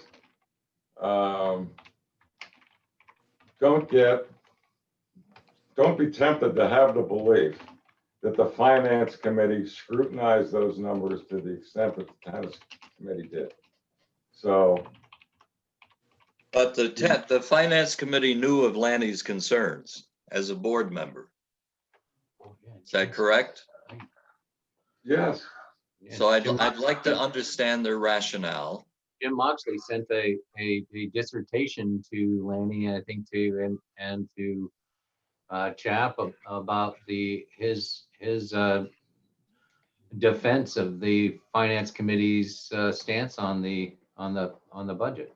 Well, then I think this board should have that rationale to make some judgments. You've heard from John and Michael that they didn't have enough information. So that's what I think we need here. I'll send it to you right now. Is it long? Let's go on email. Is it, wait a Well, second. Is it And that's just one of a series, and some of the questions aren't answered in his. So we'd have to put the whole thing together. Well, there, see, I Yeah. think we're getting someplace now. Yeah. There is a lot of information out there that this Yeah. board needs to hear. Yeah. Yeah, Paul, initially, I met with the Finance Committee. Why aren't you giving the food and beverage operation the same extensive scrutiny? Why aren't you giving the payroll numbers the same extensive scrutiny? Why? You want to get this involved? Well, it should be done Well, it's not a It should be separate done- it should be membership. done for everything we do, for maintenance as well. for maintenance, Yeah, it's for totally different. utilities, for payroll, for food and beverage, for cost of food, for cost of goods sold, for electricity. How involved do you want to be? Well, I think that it's this board's obligation to look into any and all of that. And I think Okay, this I'll board send is it all saying- to you. Have a field day. You'll drive yourself crazy. Well, I think we have to respect the board here. And the board is saying, let's look at this. So you can't say, trust us, we've made the decision for you, don't look into this anymore. Or what do you want to do? What do you want to do to resolve it? I'd like to collect the information from the finance committee and have the finance committee give us a recommendation. The finance committee has given you the recommendation. We can collect all the information, we can forward it to all of you. And as long as you all can make a decision in 14 days, we're good to go. Well, that's actually, we're not gonna look at this until October 29th, but we need to send it out By ASAP. the 15th. That's by the 15th, that's right. Well, Mark's got all the memos, he'll send it all to you. The finance committee's recommendation is a $10,000 profit. So let's. I have move a on. feeling we're probably going to end up somewhere near Lydia's recommendation, but I think all board members need to chime in on this.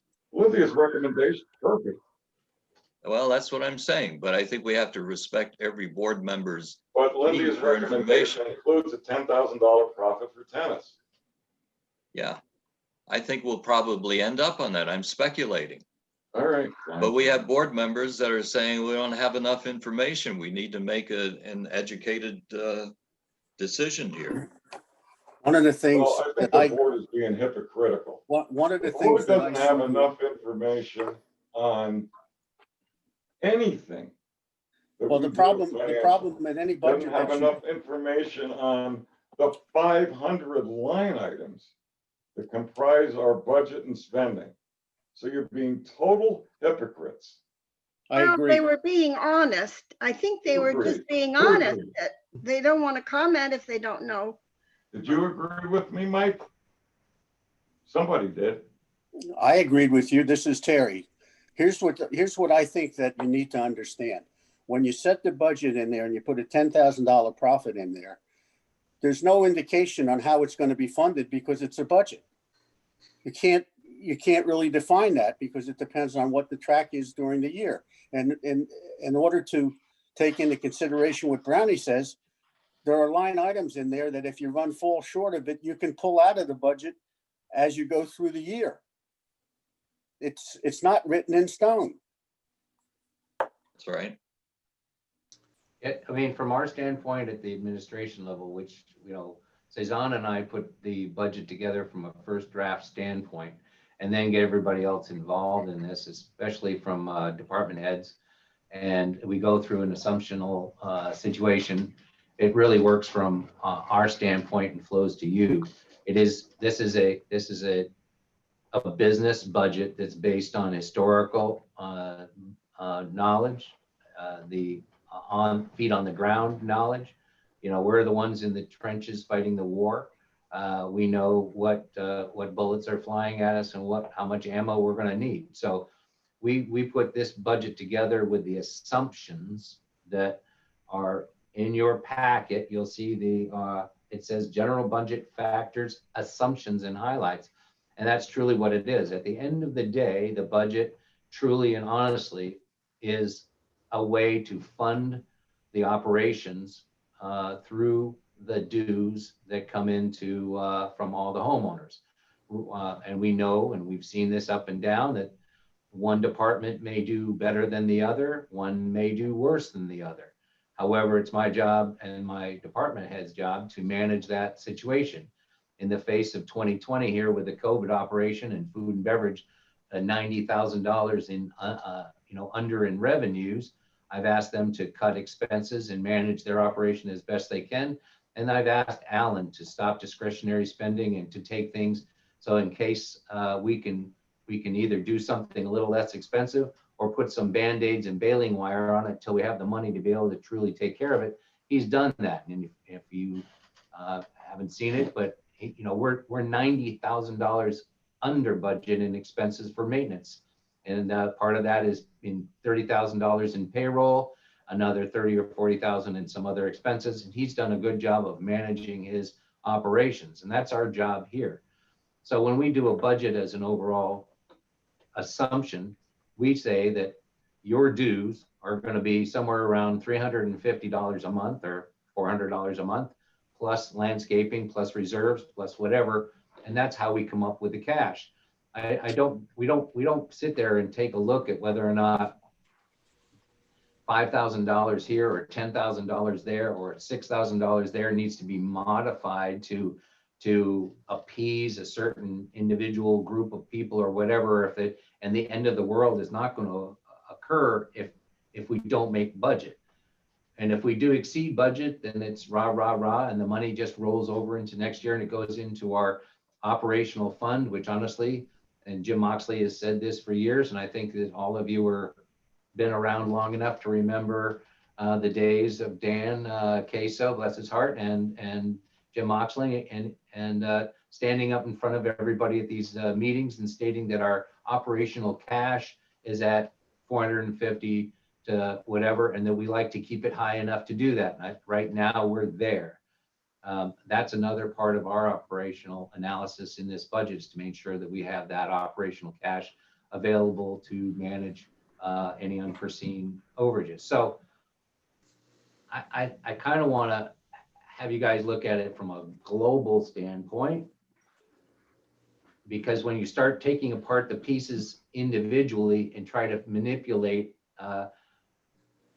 let's just say $10,000. If we reduce the $10,000 to zero in the tennis budget, you're talking about $1 a month times 736 people, and we could take that $1 a month probably off of somewhere else. We could nickel and dime, expenses or whatever we want to create the $10,000 situation. We've got, we're 3.3 or almost $4 million in complete operations here. The money that we're talking about is important, but not significant when it comes to a budget that we're just assuming that this is the business plan that we're going to run.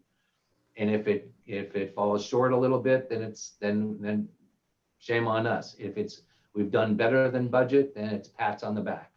Okay, we've kind of repeated this over and over again, and many of us have said the same thing. I'd like to go to Lindia and move this discussion toward conclusion and ask Lindia to make a motion based on her earlier comment. I'd like to make a motion that we leave the $10,000 profit in the budget for the tennis this year. Any overage would go into a new account, long-term reserve. Is that what you're calling it, Lanny? Long-term capital. Long-term capital fund. for tennis. for tennis. So my motion is that the $10,000 profit remains in the budget for this year and possibly look at it again next year in a different way. But anything over the $10,000 would go into a tennis long-term capital fund. Hello? And then, Okay, Just I to need clarify- Hold on to it. I need a second. As soon as Terry. Some of mutes- it you take for your, Second. Linda, clarify, Yeah. are you talking about $10,000 in 2020 or 2021? The new budget coming up. 2021, okay. Okay, I have a motion and a second. Barring any further discussion, can we take a vote? I have a question before we vote, Paul. Where are you, Terry? I lost you. Do you see me here? No, Can you hear That's me? right. We can hear I you can, though. I can hear you. Go ahead. All right. The problem that I have is that you're taking an amendment to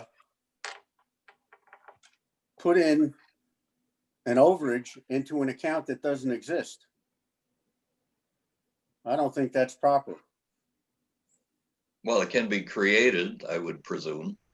Yeah, but how can you vote on it before it's created? Can we just create it as part of this motion? I don't know. A newly created Right. tennis long-term capital Why don't fund. why don't we call it as a suggestion rather than it creating it? Because there may be some stumbling blocks. I don't have a problem with the premise, believe me, Lanny, I really don't. It's just that the structure is not proper. Well, let's turn that over to Mark and have him research that, and we'll make it happen if it's possible. We'll make it happen. We'll figure out what needs to be done, but I see no reason why we couldn't do that. We'll just Okay, do it. then I We'll turn stand it over to corrected. Mark to make sure it's done properly. Why I can't stand we corrected. separate the motion into two motions? I think we need the auditor's input, and how that's managed, because normally the existing long-term capital fund is actually managed through the dues. What this one is, it's predicated upon the fact that if tennis makes a profit above and beyond what they've got, then a portion thereof, or that portion thereof, will go into a fund that is going to have to be created, which I don't think is a real problem, except for that we have to make sure how that's managed on the books, how it's managed in the general ledger, how the auditor perceives it as income, other income going into reserves. I think that there's a few questions. So I agree with Chap. I think you should make one is the motion to continue tennis at 10,000, and the other motion would be that when possible, looking to institute and create a long-term capital fund for tennis. Lindia, I don't think we have to do anything. It's already in the budget for that first one. It's already there, the $10,000. So Yes. leave that alone. The only amendment we need then is that Not an amendment, a different, proposal. yes, a so different you motion. rescind your original motion and you'll create a new one. Lindia, Yes. And I rescind my second. okay. I make a motion that we create a new fund, possibly the tennis long-term capital fund, and that any overages over the $10,000 profit for the year 2021 will go into this new fund. Do I have a second? Second. Lanny, any further discussion? Okay, all in favor, please signify by saying aye and raise your hand, please. Aye. Aye. Those who oppose? No, Okay, we have two. John, did you vote? No, I'm abstaining. Abstaining. Okay, what's the count, Mark? I see you. I don't know if you can, guys can abstain. They can abstain. Well, it does, that abstaining, I think, does that count as a no vote? Counts Yes. as a no vote, It's a no vote, Counts as a really. no vote, correct? right? That's 1, 2, 3, 4. 4 no votes and 4 yes votes. So it doesn't I'll matter. amend my vote and vote yes. Okay, now you have 5. Now, wait a minute. Okay, we have 5, motion carries. No, there's only 8 of us here. That didn't add up. Let's, Yeah, so it'd be 5-3. I got 3 no's and 1 abstaining. That would be 4-4 still. yeah, but Chap changed his vote. Oh, Chap went to yes. Okay, Just like Mitch McConnell. all right. So you have the count, Mark? oh, It's 5-3. Motion Okay, carried. and you signified who's voted and how they voted. Lanny, Lindia, Mike, and Paul voted yes, and and Chap. Hi, voted guys. yes. I'm here taking minutes. We're all set. Okay, we're all set. Okay, All right, let's go to the next item, and this one here is, this will probably be another doozy. We have made no affirmative inclusion in this budget for what happens as it relates to the $188,000 being forgiven or not forgiven. We've assumed that this is a separate issue. If it gets forgiven, then we get a gift. even though we've spent the money already on payroll. I mean, we've spent that money on payroll, which is a gift, right? Yeah, it's a gift. I mean, all it means is we don't have to pay it back. Brownie, is your assumption then that we'd take, let's say, $150,000 and apply it to expenses within the operation over the yearly basis to reduce the yeah, dues? that's what I'm really saying, yeah. Yeah, I mean, That would reduce our cash. I mean, position that's, back. it was for operating expenses. If we get it, it should go into operating expenses and reduce that. well, we could take, for example, $100,000 out of, Take $10,000 and put it towards tennis. we could take $100,000, we could take $100,000 out of cash to reduce everyone's dues. I mean, or any amount you want Well, out of cash. I think that's something that the finance committee should look into quickly if they want to, because I think that would have to figure out how A, would be dispersed, B, what the effects to the cash position would be, especially going into next year, not knowing what if you have to remember that anything that we spend money on from a capital standpoint is cash.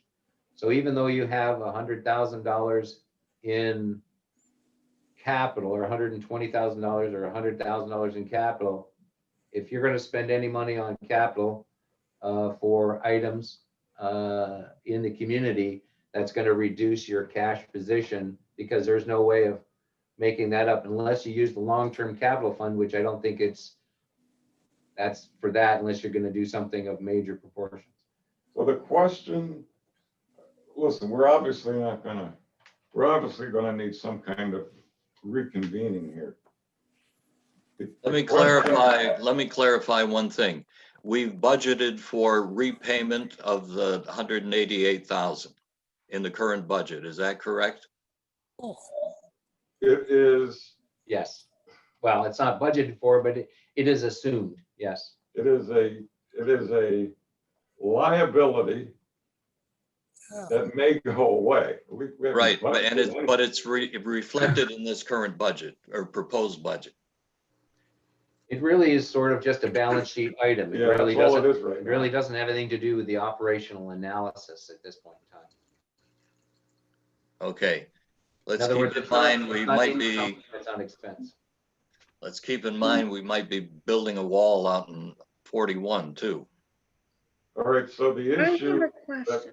we can reconvene on is I will consult with the finance committee to determine how much they think, if any, we can take out of cash to support next year's budget so we can reduce the dues. Okay. Correct?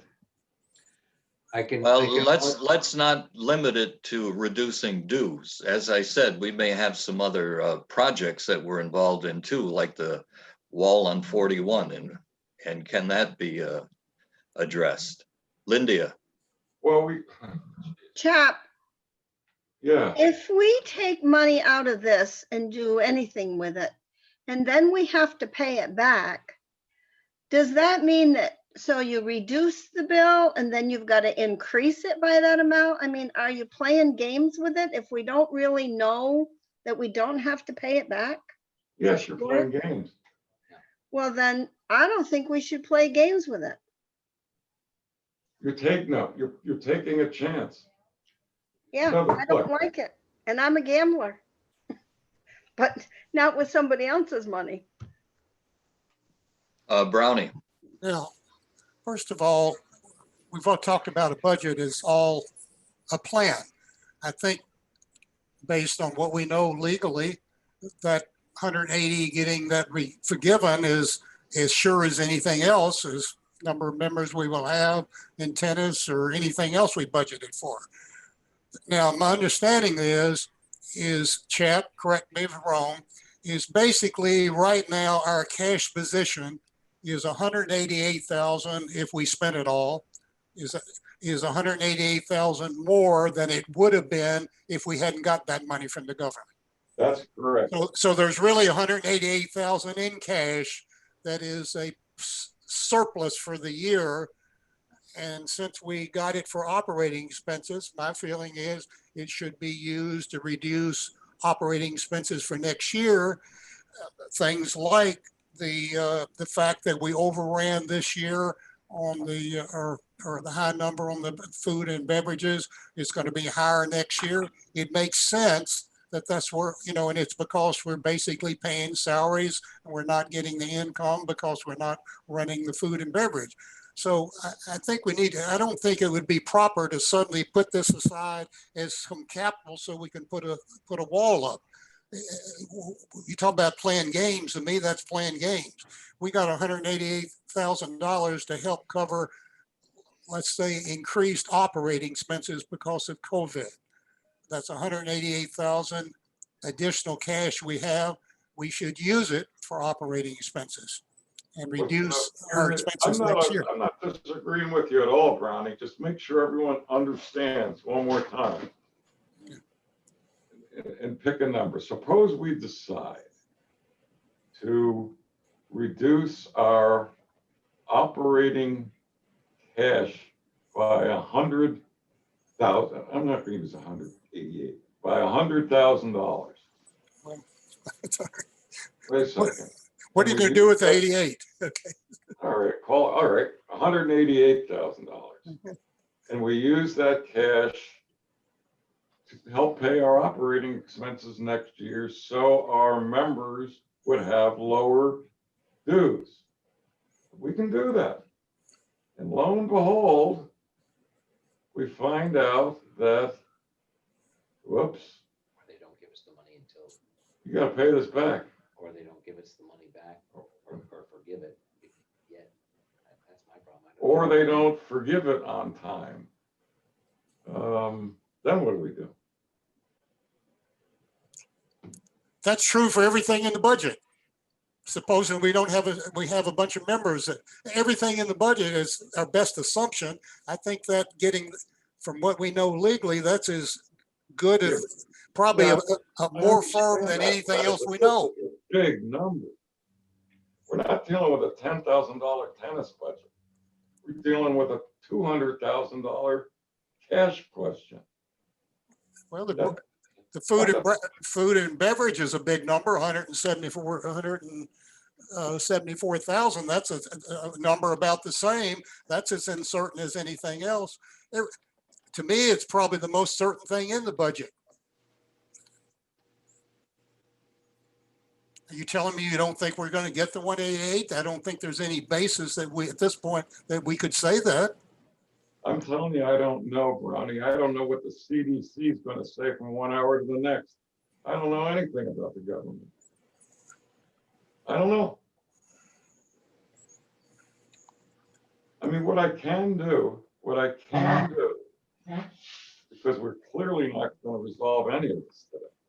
What I can do is consult with Moxley and the Finance Committee and determine what kind of cash drawdown are they willing to endorse to put into operating costs for next year so we can reduce dues.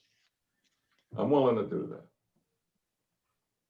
That's, Yeah, and let's not limit it to reducing dues. If there are other avenues there, I'd like them to explore that also, but I agree with you that we should ask the Finance Committee for their recommendations. I mean, we have CPAs and people with a lot of experience on that. I'll be on the phone with them this afternoon. Good. Can we move along? Oh, God. Lanny? I have one other budget question that I wanted to discuss. I was interested in the rationale for why the long-term capital fund was decreased. Oh, yeah, good point. We voted several times not to decrease it, and yet it was. Right, good point. Why was it decreased? That's my recommendation. That's the only rationale. Okay, I don't see how we can continue to charge $18 a month when what the community has paid for over the last year or two, half of it we can't even use. well, I think you've made a decision for the board, and I think the board at this point needs to weigh in. They, You want to change it, change it. well, that's what I'm saying. The board needs to weigh in now and Go ahead. discuss this. Wait a Lanny, minute. go ahead. I move that we return the long-term capital fund to $18 a month. I'll second it. Okay, I need a second. I'll second. Okay, Michael seconds. What's the motion? What's the motion? To return the long-term capital fund to the $18 that we've had the last, that we had this year. Okay, discussion. Chat, I have a question for you. You said you made the decision. Did you make the decision or did the Finance Committee make the decision? Finance Committee endorsed the decision, and I can say that without even you guys beginning to think I'm telling you a fib. Okay, any further discussion about this? Just to let you, that increase, if it goes back in, is $8 on top of the existing increase of 20-something dollars a month in the existing budget as it exists now. So you'd be going up $28 a month, I think. Cezanne, is that correct?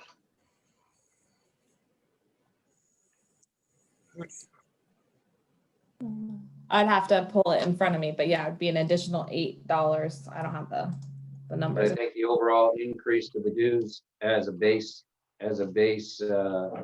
factor is about 20-something dollars a month per homeowner. And that's where the difference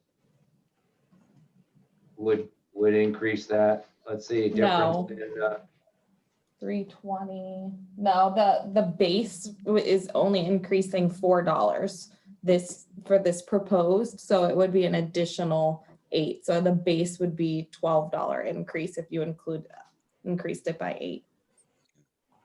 well, on the base, I'm just talking about, let's see, total the 2020 assessments for, let's just take Wildcat Cove is 2714. That would increase by $8. Manatee Bay would be, it's $17.18. And it would be up to +8 to be $25. But it's apples and oranges, I guess, when you look at like, I'm just talking about to the average homeowner at the end of the day. Brownie Sanctuary Point would be 16 + 8 would be 24. Same with Deer Creek. Those are just, that's because of the additions to everything else, including landscaping. So we're basically going to increase dues another 2% in order to put money in a fund that we don't know what we're going to use for, in the face of the fact that we're not willing to take the 188 and reduce it. Boy, I think we're going to have, I'm going to make sure the homeowners know what the effect of all of this is. It doesn't make sense to me. I think we're in a mode of just wanting to get money out of the homeowners when we don't need it. You know, Well, we have a responsibility, a fiscal responsibility to try to keep costs low. We seem to forget about that. We're always willing to add anything on, okay? And this is a good example. I'm with Listen, Chad. I have to admit here that my recommendation to the Finance Committee, which they approved and accepted and endorsed, to reduce it to $10, my motivation was, with all of the uncertainty going into next year, I wanted to take every step I could to keep people's dues down. That's why I made it $10. Which is kind of a compromise. I tried to get rid of it. Y'all voted it down. It's 18, so we'll get rid, that's kind of a compromise. I think that's a good position by Chad. Finally. Could I ask a question? Go ahead. How much money do we have in the long-term capital fund? $288,000 right now. And can that capital fund be used for something like replacing the poor fence along the 41 line?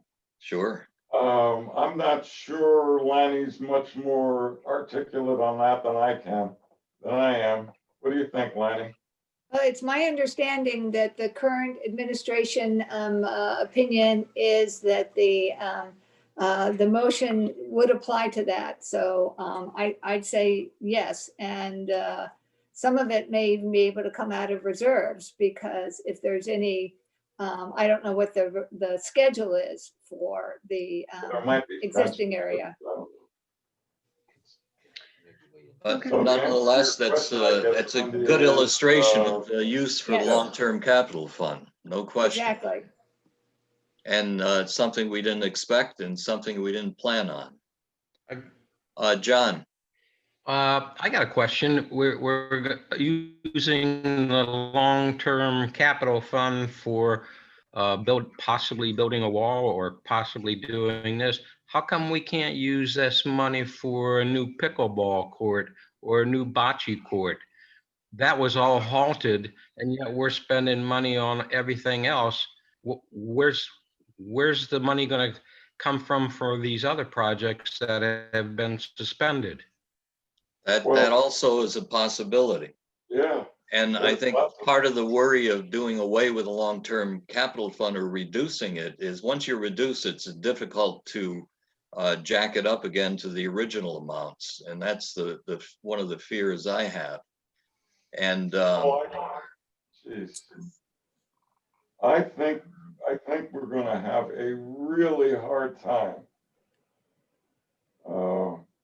dealing with the community when they say, Suzanne, help me with the numbers. Just let's use Manatee Bay as an example. Right now, the percent increase in dues with the budget we have is what? Is 4%. opening it. 4%. We add $10 to that, what's that becomes? 5%, 6%? Hold on, This- I'm This opening will up. make it 6%. I think we're gonna have a tough time with that. well, I think we should have had this discussion with the board prior to the point where the budget was constructed. because I have a feeling this board is in favor of leaving it where it is. Board can do whatever they want. And we can push this.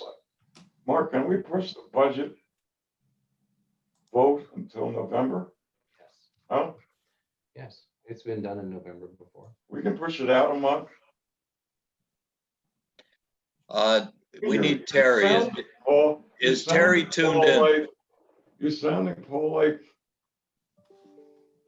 the board is being shortchanged here. I don't understand.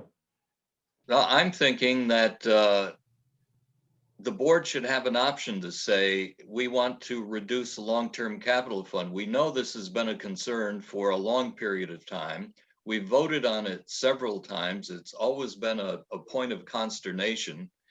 And I think the board should have had the input to say, reduce it or increase it or leave it the way it is prior to the point where the budget was constructed. That's all I'm saying. Well, when did you want to initiate that discussion? In June? Whenever the finance committee thought it would be appropriate. I just think it didn't happen. That's my I point. give up on you guys. We have a motion on the floor now, Paul. Right, I understand that. Okay. Terry, are you tuned in to the I'm issue? out of here. I just got back. Okay, Lanny, mention your motion again. Yes, Terry, I was concerned that the long-term capital fund was reduced from $18 to $10. So I moved that it be returned to $18 in the 2021 budget. And that motion is on the floor. And we have a second, and we've had discussion about it. Do you have questions? No, Terry. We pointed out that that money may be used for the fence along 41, for pickleball, for bocce, you know, all those unexpected or expected expenses that wouldn't be covered by an annual capital budget. Okay, any further discussion? Call for a vote then. All in favor of Lanny's motion, signify by raising your hand and saying aye. Aye. Aye. I, Aye. Cezanne, do you have the count? And the people, all of those who are not in favor, signify and raise your hand. Nay. Aye. Okay, so we have 3 against. Do you have that, Cezanne? Okay, motion passes. Let's move on to, do we have any other items to discuss under budget? Then let's move on to committee reports. Let's go to activities. Okay. Labor Day celebration was attended by 40 to 50 people who enjoyed music and mostly a sunny day at the pool. Looking ahead as best we can, the book club is meeting via Zoom Tuesday, September 22nd at 1 o'clock. The book is The Vanishing Half by Brittany Bennett. October book club meeting, October 20th via Zoom. The editor by Stephen Rowley. We are planning a welcome back party in November 17th, 6 to 9. The band is Soul System Duo, so the music will be super. Nicole and Eric will come up with a plan for social distancing, food and beverage service, etc. We are expecting a masquerade party, and that is MASK, a raid party, unfortunately. So yes, masks unless you are eating or drinking or something drastically changes. I guess we'll look for creative masks. As long as we are wearing them, let's get creative and see what great mask we can come up with. Party will be out on the pavilion. The committee is working on ways to reinvent what we did in the past to fit in today's reality. It is a challenge. Commanda is open Thursday through Sunday, 11 to 4. Friday dinners are available 4 to 5:30. Please make reservations. Service is curbside at the club. And this was going to conclude my report until I got this last information. I want to mention that after hearing that the masks plus the head covering that the physicians at NCH were having to wear nearly all of their shift, Deborah Panizzi, a resident of Sterling Oaks who lives in the coach homes, sprang into action. Just as she did here, making masks for everyone that needed them, she would hang them on her bushes out front of her coach home, and you could just come along and pick up these really nice homemade masks. Now she's back in Massachusetts, and she heard about NCH's problem with these masks. So she designed and made a head covering with a mask that attaches to the head covering with buttons, because it would get to hurt the doctor's ears after a while when they were wearing them with their head coverings. So she got a group together. She organized and produced hundreds of these for NCH Hospital, and she designed 2 different styles. The doctors and the staff are now wearing these, and some teachers have reached out to get them from NCH. So a big shout out to Deborah Panizzi. As the commercial says, good for you, Deb Panizzi, good for you. Lanny, Lindy, I have a question about the masquerade party.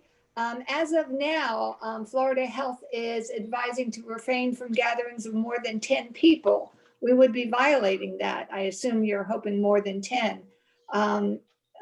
Were you? For an what are you- outdoor? Yeah, even outdoor. Well, we're going to go ahead with our plans and hope that that changes by November Okay. 17th. Because I don't know how they can have all these outdoor dining. There certainly are more than 10 eating outside at a restaurant. But it's not a gathering, I guess, is the I difference. I just attended a wedding with probably 100 people this weekend. Well, but that's, that was a very bad idea. But, I think we have an obligation to follow the rules more than a wedding.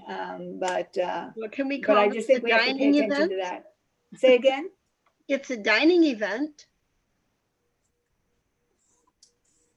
we have plenty of time between Yeah. now and then. Let's We just have monitor to how stay things are aware of unfolding. what we're allowed to do. Yeah. Okay. Okay, Agreed. any other questions about activities? No, but before we go any further, I gotta go backwards. I just gotta make sure I know my marching orders here. Number 1, we are going to postpone the budget approval until the November board meeting. But we got some work to do between now and then, and it's not gonna get done in 2 weeks. We have voted to keep the long-term capital fund at $18. I'm going to look into with the finance committee how much we can deplete our cash. And I'll tell you right now, without some cash depletion, with this long-term capital fund decision, you're going to have an uproar in this community about the size of the increase they're going to see. So we got to,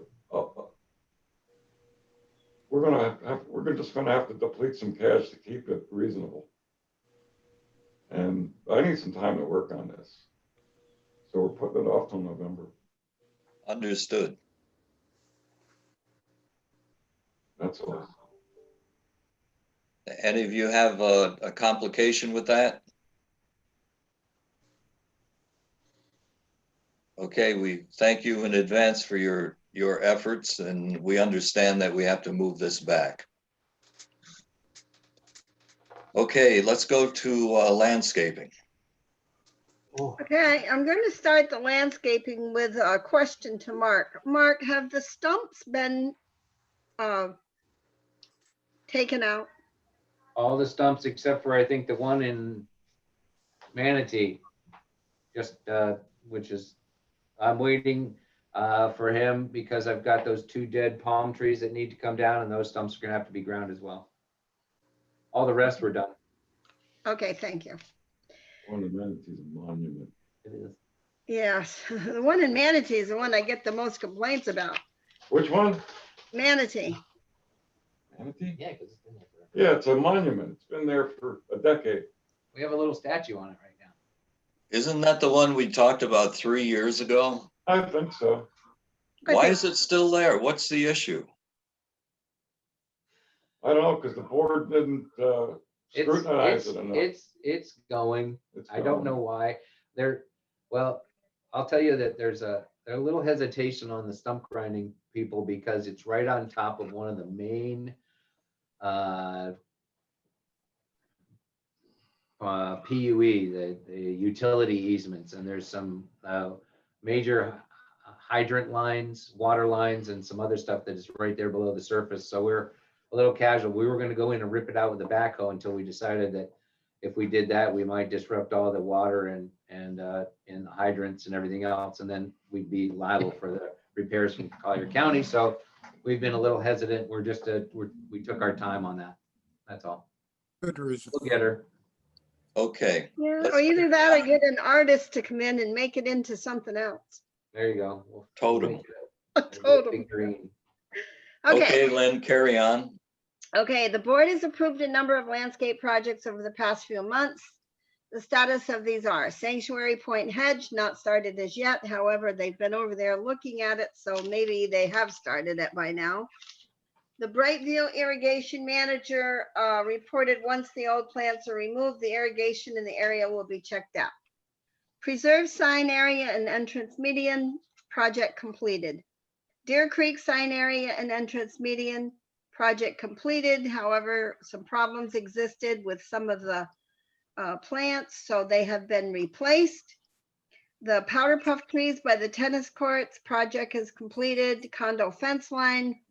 As of this writing, the project was almost complete. We have the drip line over there, the irrigation's installed, and the copper leaf shrubs are all planted.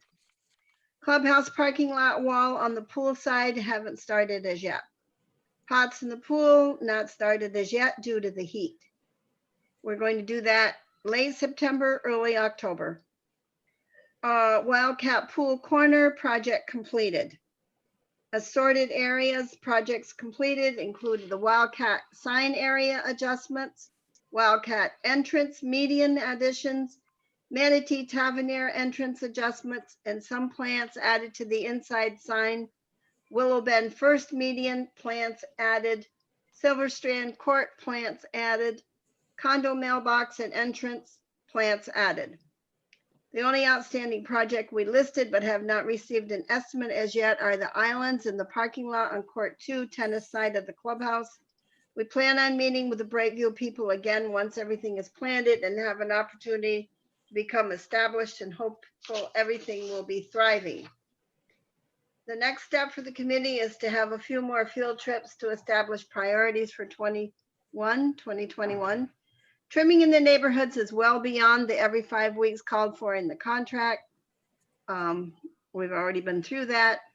These concerns have been relayed to Brightview and via Mark. Other than that, that's the end of my report. Very good. You've been busy. Any questions of Lindia?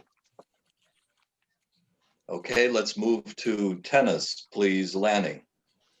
Yes, the tennis committee is chaired by Rick Sanders and met at the clubhouse and via Zoom on August 26th. And since this was submitted, they also met on September 21st. As of September 3rd, tennis membership has decreased from 93 to 90 members. 37% of members are homeowners. 3 terminations, 2 due to medical conditions, 1 staying home north and terminated at this time. In an effort to recruit more homeowner members, Paul Barris, our director of tennis, will offer a free introductory tennis clinic for homeowners, residents, and permanent guests on November 15th and again on October 15th and again on November 12th. Tennis committee members will assist. Board members are invited to stop by and meet Paul if you don't know him. The tennis committee created an updated brochure. You have a copy in your packet. And Bonnie created a promotional flyer for new members. Ed Cockle led the brochure project, compiling input from all members. Suzanne worked with the printer to develop the final product, and it was a great team effort. Homeowners and non-residents may purchase 2021 promotional memberships now and get the rest of 2020 free. Brochures and flyers have been hand-delivered to Versal and Mosaic at Oak Creek, which is the new apartment complex on Old 41. Staff at Versalt said that some of their members have expressed an interest and they were glad to get the flyer. The promotion is limited to 30 non-resident Sterling members, which are the full-day members, and there's no limit on evening memberships. Are there residents now at Versol? Yes, Yes. and Do you know the capacity, to what extent? I don't know the capacity. Lynn, any idea? How many are available or how many are filled? How many are filled? I don't know. Okay, sorry, carry on, please. Jane Kagi developed a web landing page for the promotion and is willing to assist with the search engine optimization efforts. Money's been allocated in the 2021 budget. It's very important for the tennis program because web searches are the most common method used by visitors and prospective members. Our information currently comes up on the 6th, 7th, or 8th Google search page, depending on terms used. Almost no one goes that far into a search to select options. I mentioned earlier in the meeting that the Communications Committee has worked on this. Their recommendations are in, and Cezanne, Mark are working on this, along with Kagi and Club Essentials. So we're hoping to get better results when this project is completed. Go ahead, Lanny. Okay. You heard the budget information from Chap. Pointed out again that the non-resident members will be contributing to the reserve fund in 2021. New information, if the pandemic doesn't alter plans, we'll again host the North Naples Open Championship for men and women in the spring. And the tennis committee also recommended that we offer to host a USTA senior men's doubles tournament on January 6th through 10th. We will not have to get sponsors for this program. This is a tournament owned by another club, but they can't use their courts, so they will give us 20% of the registration fees in exchange for Paul's and volunteers' time to run the tournament and for use of the courts. This tournament is shorter and earlier in the year than the other options considered.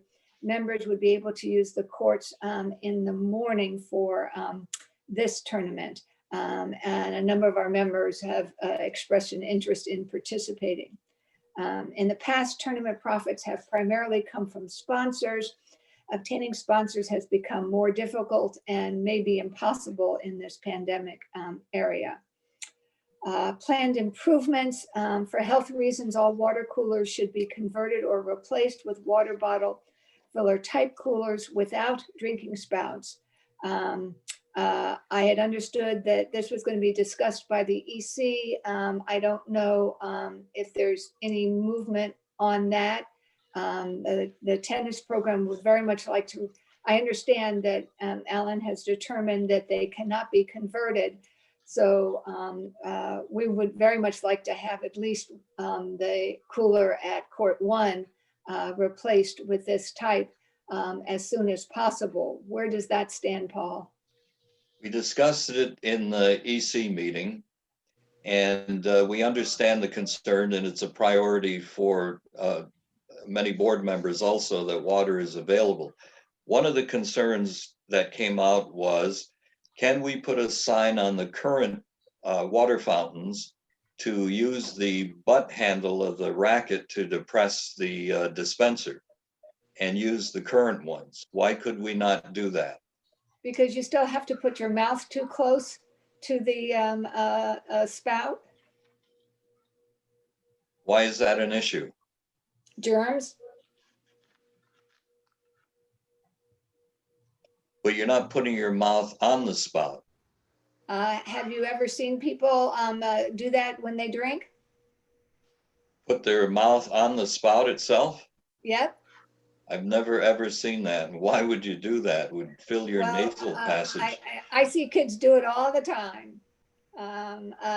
You know, they're not recommended to be used under the current circumstances. John, Why couldn't you say they can't drink out of the spout? They have to use a cup. You would do that if you had the bottled water, right? It's difficult to fill a cup. These spouts have very low water flow. So it's very difficult to fill a cup. You can get maybe an inch in, but they're not designed to be to fill cups. Brownie, Comment. Whether or not you go to the spout or the way they are now, we should forget about it because you've got people still, the biggest transfer, and I agree with Paul, I've never seen any person do that, but you still got everybody touching that handle. So even if you had the spout, you still got the problem of people doing it. So I think both of them are equally unsafe. We shouldn't go out and spend money at this point. People should keep bringing their own water, which they're doing. No big deal. Brownie, I'm suggesting you use the butt handle of your racket to depress the button, so you're not touching it directly. Well, all I'm saying is people may or may not do that. Once you put the button there, it won't always happen.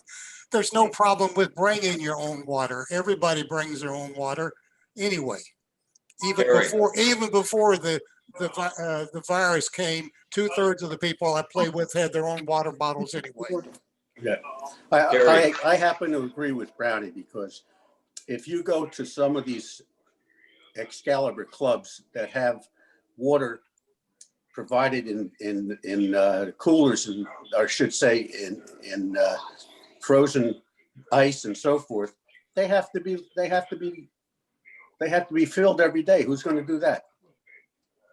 No, Terry, I'm talking about a regular water cooler that you can either depress a foot pedal or the type that you just push the bottle up against the handle. And the water comes from the water supply, just like what we have now. So there's no filling of bottles. I think that the problem with the butt end of the racket, Paul, is that yes, some people will, but a lot of other people won't. So then you'll be putting your tennis racket butt handle on something that somebody else has been touching. And the problem is I carry about 50 ounces of water, but always use up what I bring. Tennis players in hot, humid weather need to replace about 30 ounces of water an hour. And there just isn't, you have to go to the one now. So I think it is important to at least replace the one on court one with a safer method. Okay, I think we can look at court one to refurbish all the fountains that are there. We're talking about a lot of money and we're not going to solve that issue today. So we'll keep it on the EC agenda for discussion. And I think we should move along from this discussion. We're not going to solve it today. I would also recommend at the same time, the one at pickleball be replaced, because that's certainly a distance for them to go over to the one next to the That's building. a good point. So That's a good point. I would recommend those two immediately, and then over time the others. Okay, so I'll ask Mark and Cezanne to look into court one and the pickleball fountain and see what we can do to either Take a look. replace it or reconstruct it or do something. And if we run into snags, let's put it on the EC agenda for further discussion. Executive committee. Okay, The next thing, just to let you know, we're working on name tags to identify team opponents. Paul Barris is trying to fabricate something for us. And Paul is also getting estimates on a shade structure for court one. That's all I have to. why are we doing this? Scorecards? Name tags, what, tell me why. We have had complaints from our members that we are not as welcoming as other clubs to our opponents. Other clubs have our name on the courts when we're playing, and they've asked us to provide the same welcome. Oh, Okay, It's just a minor thing. yeah, okay. Carry on, please. I'm done. I got a question Chap, for Lanny. When Paul is away from his opportunity to make some money by giving lessons, et cetera, to do things like help out with tournaments, Yes? are we obligated to make up to him the money that he's losing by not giving lessons? No, we just, he gets his salary for that time. That's not the case. That's not true. the question is, are we okay. obligated? And the Okay, answer I'm is not- no. We're not obligated, but I'm not he's- aware of that. He's always been compensated for those weeks. That's right. That's right. But the answer to Chap's question is no, we are not obligated. But in the past, we've found reasons and motivation to reimburse him. Well, I would like to make sure that the next time we are requested to give our tennis pro a check to make up for lost time, that be approved by us. Period. Good point. That will certainly potentially have an impact, I guess, with the tournament. This is something that I was never Well, that's privy why I'm to. asking the question. Yeah, well, I'm telling you, I was never privy to it. So Paul needs to know that if this isn't going to happen, that's got to be part of his decision to run the tournament, I guess. I don't know if it's going to happen. All I'm saying is extra money paid to Paul to make up for lost time should be approved by the board. I think that's reasonable. That makes sense to me. So if you pass that along, Lanny. I will. Okay. Let's go to old business. Any other questions? Let's go to old business. This is okay. COVID management plan. Mark, where are we with this item? I haven't seen, I don't know of any major changes in that plan that need to be implemented. Lydia than wanted the to fact that I discuss the think you're multi-purpose room. The multi-purpose room we've been asked several times if something can happen down there. So we are looking for you for some guidance on that. Let's wait till Lindia gets back so we can discuss her concern and issue. And in the interim, let's look at next board meeting dates. I think. Oh, there's one other thing you forgot from the beginning of the meeting. Reduction or the Our policy is doing away with the late fees. Our policy is to assess a late fee when you're late. We have approximately 13 people who were assessed a $25 late fee because they didn't pay the $18 reinstatement of a long-term capital fund. I have no authority to waive that fee. I want to know if you guys want to waive it. Well, I guess my feeling is that this is a bit unusual. I would like to grant the leniency unless you tell me some reason why we shouldn't. I think it's a bit unusual, and particularly after reading or listening to the letter earlier on, I think I don't think we should punish people because unless they're habitual offenders. Now, none of these people are habitual offenders. The reason for not Some are. The reason for not waiving it is A, just precedent. And B, I don't understand why people don't take on their own responsibility to look at their bill.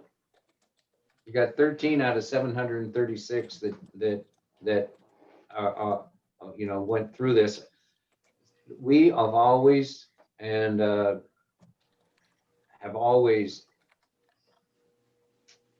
refunded, credited that fee and changed that on anybody's statement if there was a real problem that we created, that we have done something wrong, made a mistake. We've always gone back on that. That's part of, the original premise from the finance committee back in the day. I just think that, if we go ahead and you would do a blanket refund for this situation, it'll give an opportunity for anybody and everybody and say, the next time, well, you did it for them. I was out of town. I was on a cruise. I didn't get my statement. My internet was down. I thought that, you should give me leniency. The board gave leniency to all these other people for their late fees. You should do it for me. Does it start to compromise the situation, or does each time, because it usually comes to our desk first. And if I feel that it's not something that I want to manage, I send it up the road to the treasurer, where it's always been the treasurer's yes or no situation. CHAP has escalated it to the board level. If it becomes a board mandate each and every time, then we'll have to take it to the board, probably on president level, if you want to go ahead and start relinquishing late fees for different reasons. I don't know. Well, I don't think we want to relinquish late fees as a whole. I'm just saying this is a bit unusual, and I think we would gain more goodwill doing this than if we did not do this. Number one. Number two, are we really counting on this revenue? Is it going to impact us in any significant way?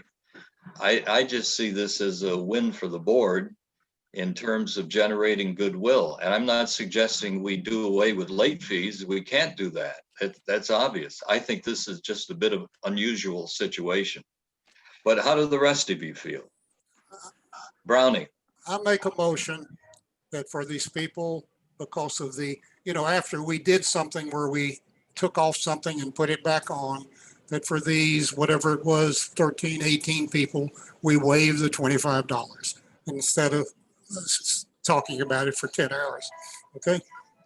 Anybody want to second it? I'll second it. Okay, John seconds. Linda. I'm concerned now that we've raised it again, that we're gonna have the same thing happen next month. We keep changing the amount. No, you haven't changed it. That was for the Oh. budget, not for today. We doesn't haven't changed it. Okay, then I agree. I agree. You should expect a change in in the new year. That's different. But Okay. anyway, Okay, It would be the same amount. Okay, any further discussion? Okay, I lost track of who made the motion. I did. Right. Motion to waive the 25 fee for those people. Okay, and Lindy has seconded. All in favor of the motion, raise your hand and signify by saying aye. Aye. Those that oppose. No. Okay, Chap opposes, motion carries. Okay, I think we have a date for the next board meeting. Is that right, Cezanne? I think it's August 29th, Yes, I think What's that's the date? October 29th, sorry. I wrote At August. what time? October 29th, Or when. 1 o'clock, 1 o'clock? 1 o'clock. And then you want to go back and talk about the new business, the condo or the COVID management plan. Oh, yeah, COVID management plan. So Linda, you stepped out for a minute to take care of Phil. Yeah. So you had a concern about COVID management. I Probably did. multi-purpose room. Well, I guess the thing is they're not wearing masks in the gym. except during one particular hour or so. And then I'm not sure they're wearing it during that hour. But They are. why, everybody's wearing it Mhm. during that hour? Whenever I'm there, I'll be there today. Okay. Anyway, I don't see why we cannot play cards or whatever. If we bring our own cards, why we can't play in the multi-purpose room. That's all I'm saying. Whatever number is agreed upon, but I just don't understand it. Planning. I understand the concern about the lack of logic. However, it's the rules from the county. The county has given an exception for gyms, but no exception for indoor card playing. Neither are particularly healthy. I understand. I've asked Mark some questions about air circulation in the multi-purpose room, but that may be the absolute last place that you want people to be. The virus experts are now recommending to not be indoors if you can't have doors and windows open, to not be indoors unless you've got air circulation of 6 to 9 times per hour. Mark indicated that the multi-purpose room probably doesn't have any fresh air circulation. So I think that is not a place. I think it's clearly much safer to be playing cards and games on the veranda, in the shade by the pool, and then in October in the shade by the cabana. It just isn't safe to be doing it at this point in time. Well, I sent you the is data. card playing a separate item that the governor has made an issue about? No, just indoor use. All masks must be worn at all times indoors, with the exception of gyms. That's the difference there. So people's homes, we don't have that circulation. No, but that's at your own risk, and we, Yeah. as this board, have nothing to do with what takes place in individual homes. Well, I don't know. Then I guess you can't have them. I don't know. It just seems to me that that's going a little far, that if somebody wants to go in there and sign a waiver and say they want to play cards, and you know what? These people are other places too. Why are you assuming that it's going to be transmitted there? Well, they shouldn't be other places. So, you know, they're creating more risk for, They're if going they're to bringing, work. They're going to work. well, they should be wearing masks to work. I was thinking that you meant retired people. I know that people are loosening up and you know, playing games at their homes. It's dangerous. It definitely is not recommended, and I don't think we should permit activities that aren't recommended. Could we move on? I think Sure. there's alternates. There's plenty of places outside they can play cards, and the weather's getting nice. So could we move on and get through? Well, if the entire board agrees, we have to respect each individual board member, and Lindy has a question and it's worthy of our discussion. No, I'm saying we had the discussion. I'm saying, could we move on now? I think Well, okay, that's up to the board. Can we move on? It's fine with me. Okay, so there's nothing to move on to other than to say goodbye, and we'll see you at the next board meeting. And thank you all. Thank you, Paul. I think we accomplished a lot today, and I hope to see you in person by the time we have the next board meeting. So thank you all. You won't need your fleece, Paul.